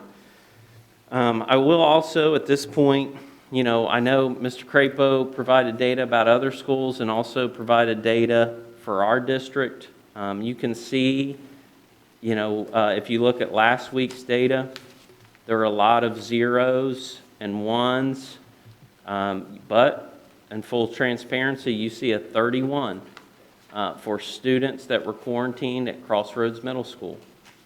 Other than that 31, the next highest number is at Central Elementary, where 9 students were quarantined at Central Elementary. Other than that, you see a lot of zeros and ones and twos. That was last week's data. And again, could we see a higher number? We could. But so last week we had a building with 31 quarantines. If you look at the second page of data from 9/28 to 10/2, now that is only 4 days. But again, the highest number of quarantines that you see would be, the highest number on that sheet is a 9. That is at Crossroads. Those are quarantines. And I believe the next highest number may be a 3. We have a couple 3 quarantined for students at the senior high school, 3 quarantines for students at Creekside. And throughout the entire district, up until from Monday through Thursday afternoon, we have 1 positive test in the district for students and staff.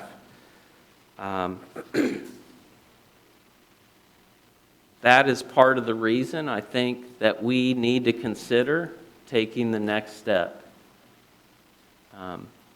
Does that mean that we won't see higher numbers? It certainly does not. But again, that's just one of the pieces of data I wanted to revisit, even though Mr. Crapo had brought it up this evening.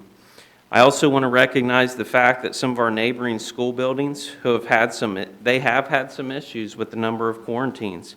But again, they haven't had to close because of those quarantines. We are continuing to have conversations about strategies that we may utilize to limit the number of quarantines. For example, in grades K through 5, we're talking about having similar seating charts in the general classroom, and then having those seating charts then as similar as we can make them into the lunchroom, so that those students are all sitting around the same students all day as much as possible.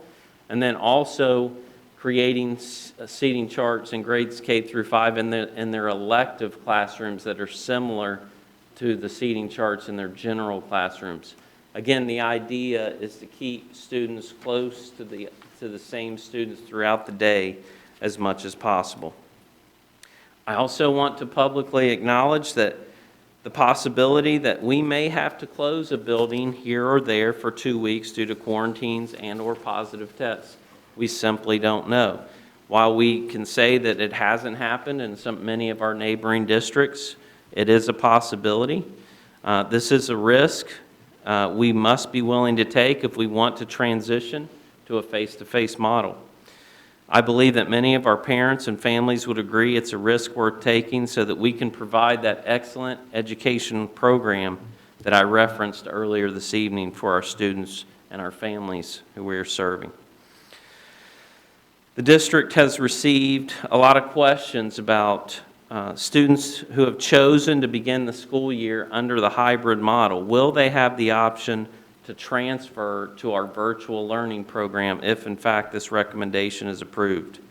And then, on the other hand, folks would like to know, will students that opted to go into the virtual learning program have the opportunity to opt into face-to-face model even though they committed to an entire semester of virtual learning?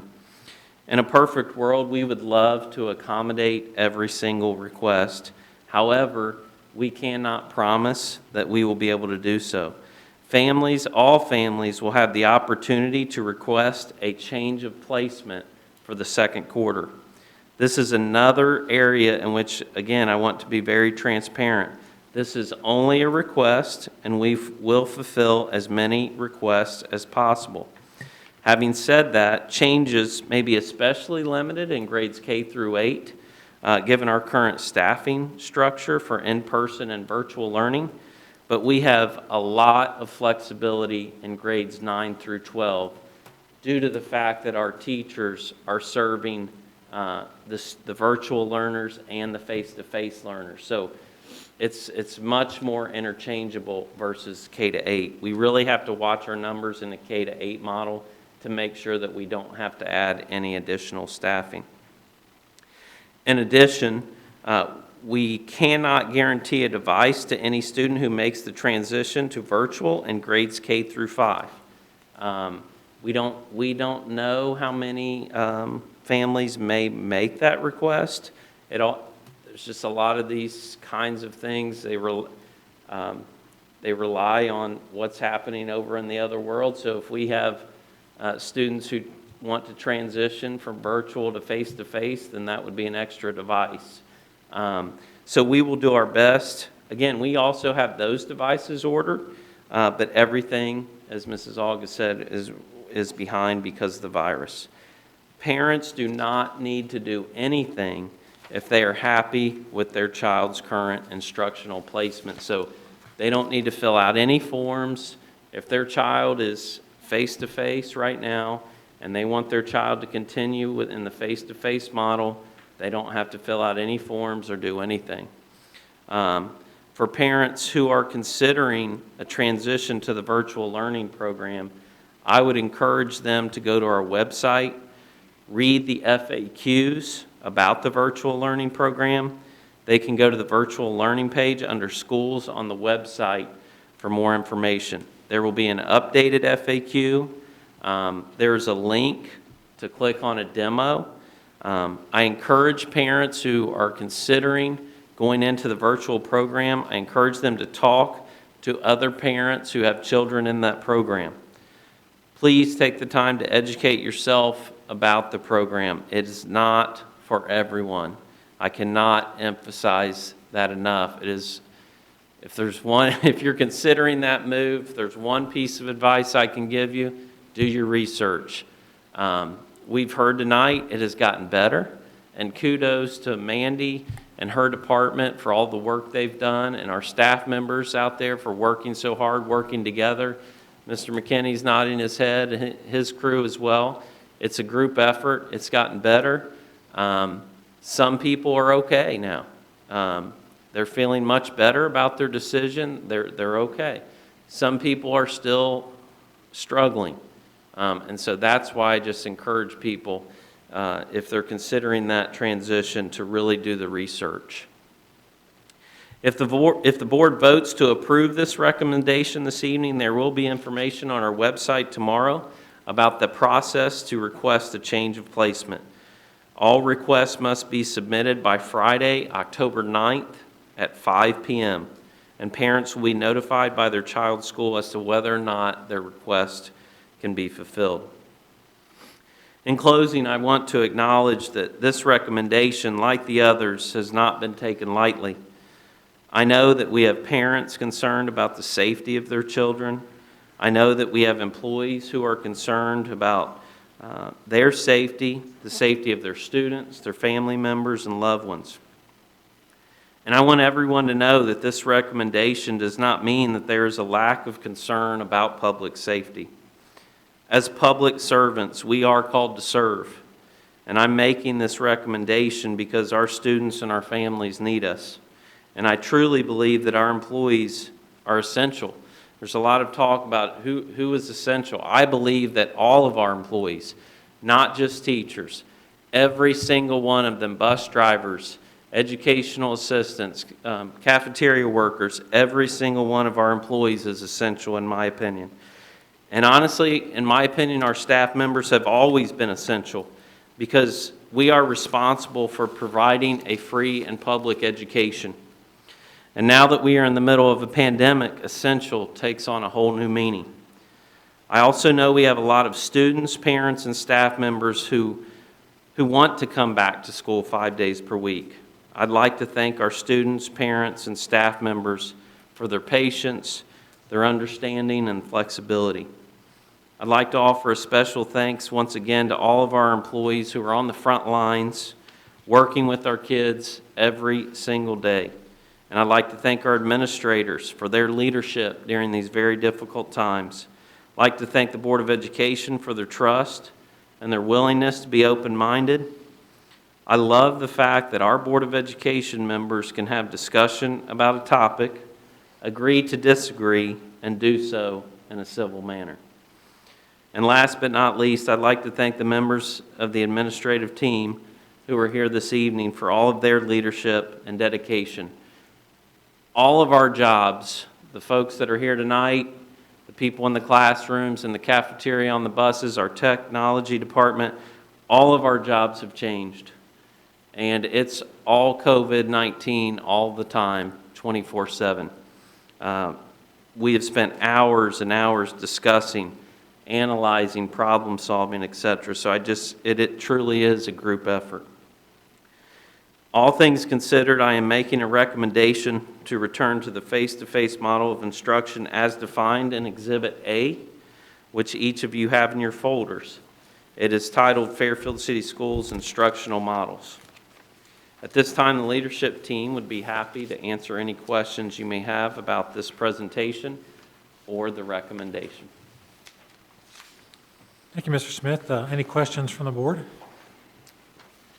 Mrs. Shorter? Yes, and I would just like to say thank you for putting this information together. It's really important to have comparative data. You know, I've looked at this quite a bit. I've tried to read as much as I could because this is really very, very difficult. You know, in complete disclosure, my own child does not want to go back into a full-day model, so it's really been very difficult. What I did in looking at some of the data is there's a new dashboard. It's a dashboard that's tracking COVID cases in schools across 47 states. The article was published in NPR and other sources September 23rd. And there's some compelling data in here that I'd like to share. Is this the appropriate time to share? Okay. What caught my attention were the number of cases. So as of right now, there's 230 cases per 100,000 students. That's the general number. There's 490 per 100,000 for staff members, and that was in the first 2 weeks of September. That is nationwide. Now, not all districts have started funneling that information into this new dashboard. However, the districts that have been able to get that information into their county boards of health, they've tried to funnel that information out. Ohio is behind the game. However, Indiana is working on it, and some of our other neighboring areas are. The thing that I want to point out, because this is very, very important, and I want the public to know that, you know, with any decision that involves safety, I'm going to do my level best to make a good decision based on data, based on things that I'm able to parcel out. So what I did find in this article is that when they looked at the particular strategies that had been utilized in various schools, public schools, private schools, charter schools, the dominant thing that comes across is the use of masks. Throughout public schools, private schools, the mask usage was extremely high, and it was statistically significant over all the other variants in the different strategies that were utilized. One of the things that was of interest was it's basically keeping a 3-foot distance between students, and then they looked at students where a 6-foot distance was utilized. So for public schools, only 40% of all of these public schools across the nation that reported were actually able to maintain even a 3-foot distance. For 6-foot distance, that was at 39% for public schools. Private schools were a little bit better, but they were only at 54. Mask usage, on the other hand, for the private and charter schools was at 98% and 95%. And by far, the prevalence of mask in all of the variants that they looked at was the dominant factor. I do definitely believe that being able to utilize social distance is really good, but I'm also aware that the data is tending to say that the masks are really, really that key hammer in the arsenal of tools, or tools in the arsenal. And so I think that's important information. We have received, I know I have received, other board members have received, the administration has received lots of emails with lots of concerns. And we will not make a decision that is not well thought out, based on data that we've got, based on relevant local districts, based on nationwide trends. I fully believe that going into the hybrid system was essential. We had to do that, in my opinion, because we had no idea what we were going to look at. But I have to look at a data-driven approach. We have data now, and we have to use that. We have to look at that going forward. We also have data that shows that there's been slippages, and our kids are still going to take the AP exams. They're still going to need to take, even though some colleges are waiving ACTs for acceptance, not many of them are waiving ACTs for scholarships. And so as we continue to get behind, that places our kids at a disadvantage.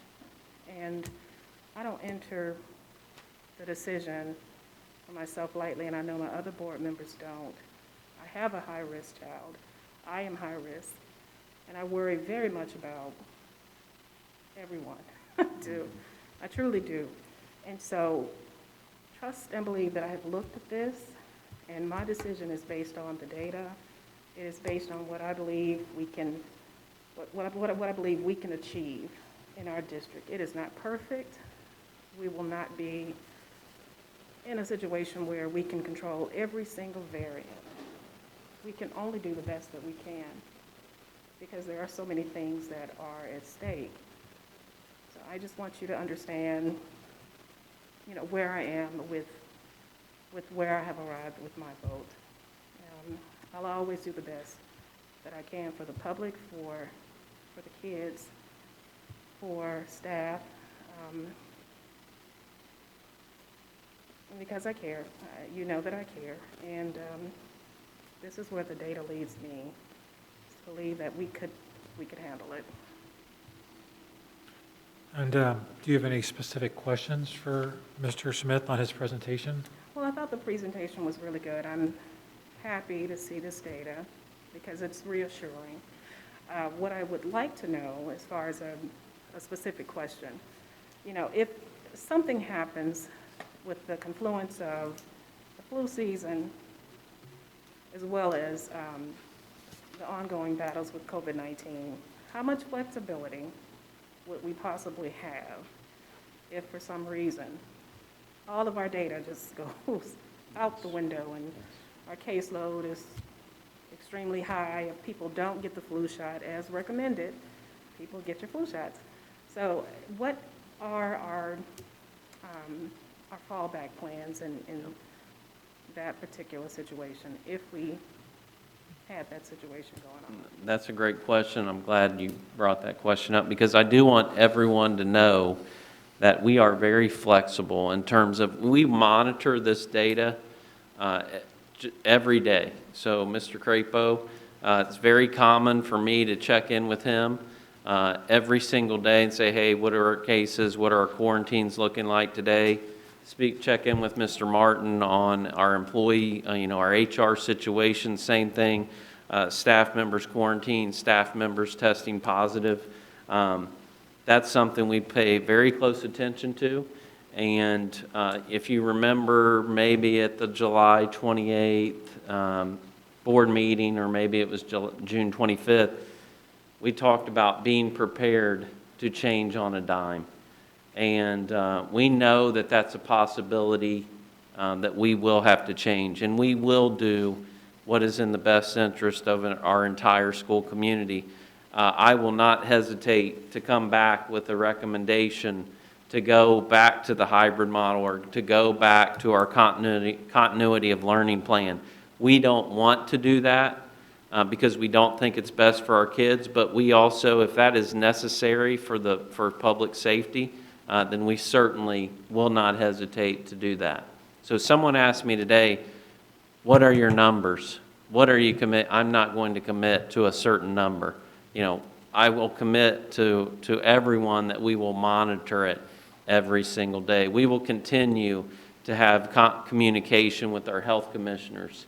If we start to see increases, we'll increase that communication with our health experts. I promise to do that. It's very important. So thank you for asking that question. No problem, thank you. Any more questions for I think that's it. Mrs. Gondrum? Do you have any questions about Mr. Smith's presentation? I do, thank you. I was curious, some of the communications I have gotten have had concerns about how going back face-to-face and the decrease in the ability to socially distance will affect classes like music and PE and like band and whatnot. So I wanted to see, there's some concern that basically you can't do those anymore if we have all the students in schools or, all the students who aren't virtual in the school. So I would like some input on that, please. Yeah. So I can tell you, I can't be specific in terms of, hey, we've already talked to our music teachers about what this looks like, but I will say that's part of the reason we are bringing this recommendation on October 1 so that we have 3.5 weeks. I'll take our music department, for example. Every time we've pivoted, whether it be June 25th, July 28th, they are amazing in that they take those guidelines and then they figure out the best way that they can to meet the needs of their kids. There was a time when we were told that students would not be permitted to play instruments, period. Of course, that changed a few times. Then they were allowed to play them outside. So we had classes outside. Now, obviously, odds are with the weather here, we're not going to have classes outside for several months. My point is that they will figure it out in music. I know they'll figure out in other areas too. So I know that some of our other elective classes, I know that they're creating a list of questions to send to Mrs. Hogg's department. She doesn't know this yet. To ask some questions about, hey, what here's a list of 6 questions about what are our guidelines, what are our limitations, is this acceptable? So we've got 3.5 weeks to work with our elective area teachers to problem solve and to get creative. I know at one time, when, again, things have changed, but we were talking about, at one point, they said, well, the kids can play instruments if they're so many feet apart. That was before they allowed us to go outside. And some of our teachers were talking about going into, in this building, maybe possibly the arena or the auxiliary gym at different times. So, and then when we were talking about, hey, you may not be able to do this, we said, well, the class may end up being a theory class. That's not ideal. But then students can also practice their instruments and do other things outside of class as well, if that's if they can't make certain things work in their classroom. So we'll continue to work through those kinds of questions and issues with our staff members over the next 3.5 weeks. And I can certainly provide the board with some updated information, some updates as to, what that looks like. Any other questions, Mrs. Gundrum? Just to clarify, if we have an increase in cases, are we first looking to, if it gets so bad that we can't handle it, or it becomes, unsafe, are we looking to maybe go virtual with a week at a time, or school at a time, or? So, yeah, so we will look at the individual data in each building. So if we have a situation at one of our buildings where we are seeing the positive test, we see a significant increase in testing and quarantines, but it's only at that one building, we will not shut down the entire district because one building is showing an increase. There may be times where we may have 1, 2, or 3 buildings that may be showing an increase. Again, at that time, we'll kind of, collaborate with our experts, our resource, our health commissioners, get their input. But to be honest, I've had a lot of conversation with them, and what I see happening is as those incidents, if they do occur, I could see shutting a building down for 2 weeks at a time. But again, we'd have some communication with our experts and see what their recommendations are and go from there. But I could certainly see a situation where 1 or 2 buildings may transition to our continuity of learning plan for 2 weeks. But then another building that is not showing a significant increase may be business as usual. That certainly could happen.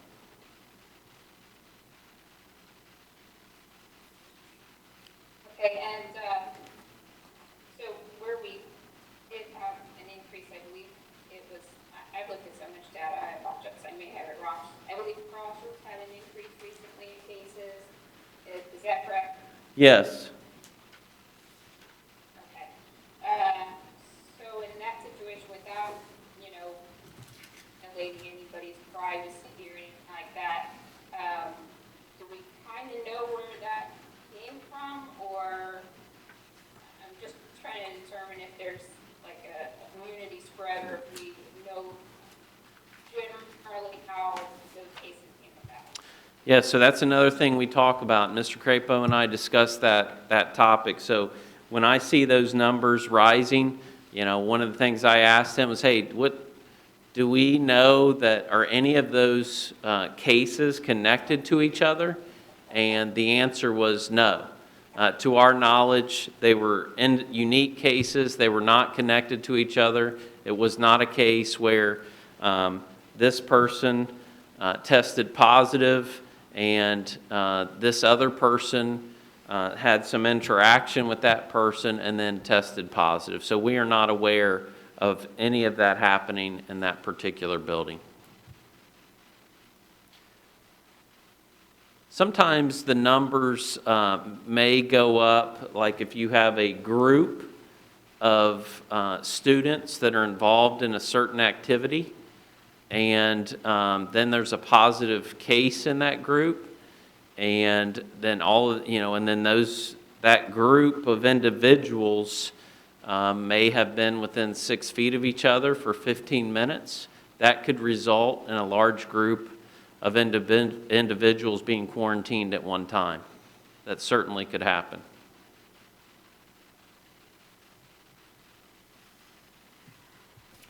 Okay, thank you. That's what I was kind of curious about, where that was happening, especially a lot of extracurriculars are kind of picking up speed right now. So thank you very much for that information. Yep, you're very welcome. That's all the questions I have right now. Okay, thank you.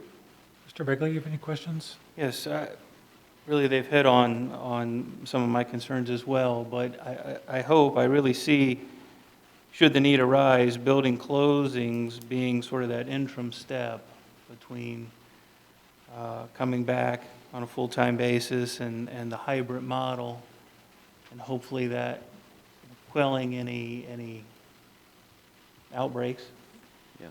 As you spoke about, contact tracing will be so important in determining what next steps need to be. Backtracking to find out maybe who patient zero is, or as you just alluded to, contact between other, are we seeing more cases? And then finally, the last piece is what are we doing? What are we able to do in terms of testing? Are we simply sending students out to find testing, or are we able to facilitate that through primary health source? I'm not aware, I don't think we're getting too involved in the testing business. Mr. Crapo, I don't know if you want to speak to, Primary Health Solutions, if there's been any communication or conversation about that. Sure, yeah, that'd be great. But we try to, now certainly, we can provide general resources or recommend, some possible places that you can be tested, but that's not something that we're getting, too involved in as much as that. They have not contacted, in the beginning of the year, they contacted us to set up a booth in the parking lot. They have not contacted us to further that endeavor. We are starting to get questionnaires about vaccines, and just like we would for the flu shot, could you offer this in the facility and so forth. So we are starting to get those, but they have not come out and said, can we set up a tent in the parking lot? And I also, I do, it's been a while, but I feel like that may have been discussed at some point in time, the possibility of testing at our clinic, but I think for some reason that conversation did not continue. It didn't move forward. Mr. Crapo, if you wouldn't mind just following up with our contacts there and just see, for example, if a parent would like to have their child tested, is that something where we can have that student transported to the clinic and see how, what their response is? That'd be great. Yeah, absolutely. Mrs. Lane, have you heard of talk about federal funding for increased testing at the school level? I have not, no. That doesn't mean it's not out there. At this point, it's talk, if there is. Yeah, okay. All right, thank you. Any other questions? I have a couple questions, Mr. Smith. Of course, there was, even though we tried to make it clear that we were starting hybrid, intention was to start the year hybrid, and we would evaluate it as we go. But a lot of people, since we said we were going to get to commit to virtual learning for a semester, a lot of people assumed that we were committing to hybrid for a full semester. So could you speak to the timing of if people elect to go from virtual to in-person classroom instruction, and we have the room, they apply, they get accepted. Are they committed to a certain time frame? Would they be allowed to, okay, well, this isn't working, my child has told me they don't feel safe, would they be able to revert back to the type of learning that they were in. Yeah, that is something we will probably have to have additional conversation around. I will tell you this, I mentioned earlier this evening that in a perfect world, we want to accommodate we would accommodate every request if we could. But the staffing numbers, that could either, if things are, would work out in that area, that is something we might be able to do. But at the same point in time, we have to have some stability. You know, the reason that we had that, the reason that we had the requirement, hey, you have to commit to this until the end of the first semester is because we didn't think it was beneficial for the student or our staff members to have a student bouncing back and forth between the programs. So that's a great question, and we will give some thought to that and come up with some guidelines for if you transfer. Now, if you commit to coming back face to face, you know, I would think that, you know, but anything's possible. I mean, part of me thinks that if you're wanting to go back to face and you've been in the virtual learning program and that hasn't been going well, odds are if you come back, you'll probably stay. But as we know, things change and people certainly change their minds. So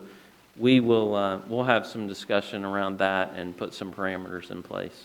And then this resolution is talking about the entirety of the rest of the school year. It's not talking about to the end of the first semester, correct? No, so this is until further notice. Right. Okay, now I will say that we will probably have some additional conversation around November. I believe that's what Mrs. Aug was saying earlier this week, and Mandy, correct me if I'm wrong, about because of our initial requirement that families had to commit to virtual learning for a semester at a time. So we will probably need to come back out in November, depending on where we are, and provide some information to families who are in virtual learning or families who might want to switch to virtual learning for the second semester. So we will have to have some communication and some discussions about that. But this technically is until further notice. Okay. And then, I don't know the legalities of things, but, you know, if you go to a gymnasium, the school of thought is you clean out the equipment when you're finished with it. We have kids in science labs that are required, when they're done with their beakers and things, they clean them and put them away. I mean, is that something that we could look into to help our custodial staff? Is that at least our high school students are helping? When you're done for the day, could you wipe down your desk so that it's ready the next day? I mean, again, I don't know that. I don't know if our insurance policy would want, you know, high school kids clean things off or whatever, but is that something that we could at least explore? Yeah, I think we could. I think we could say to our students, you know, if you would be willing to do this, you're welcome to do so, but, you know, no one's going to require you to do it, but if you'd like to assist in that manner, that would be great. Yeah, we certainly could do that. I mean, you know, we're teaching our children and our grandchildren to put their dishes away at their dinner, empty the dishwasher, do their own laundry. Is that something that we could do even at the elementary school level to say, hey, wipe your desk down, I mean, and then still have custodial come behind them, but at least get them in the habit of doing things like that. I mean, who knew that we had to reteach how to wash hands, right? But we did that. Right. So, and this might be something that is a learning opportunity, and maybe that does help alleviate some of the burden on our custodial staff. Yeah, absolutely. So I don't have any questions about your presentation other than the timing. I want to make sure I understood that right.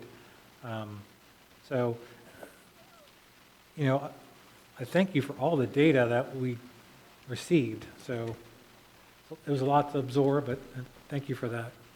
You're very welcome, and thank you to the team. It really has been a group effort as each and every one of us contributed and has been contributing all along. So thank you to them. Are there any other questions for Mr. Smith before we move on? Okay, thank you very much. All right.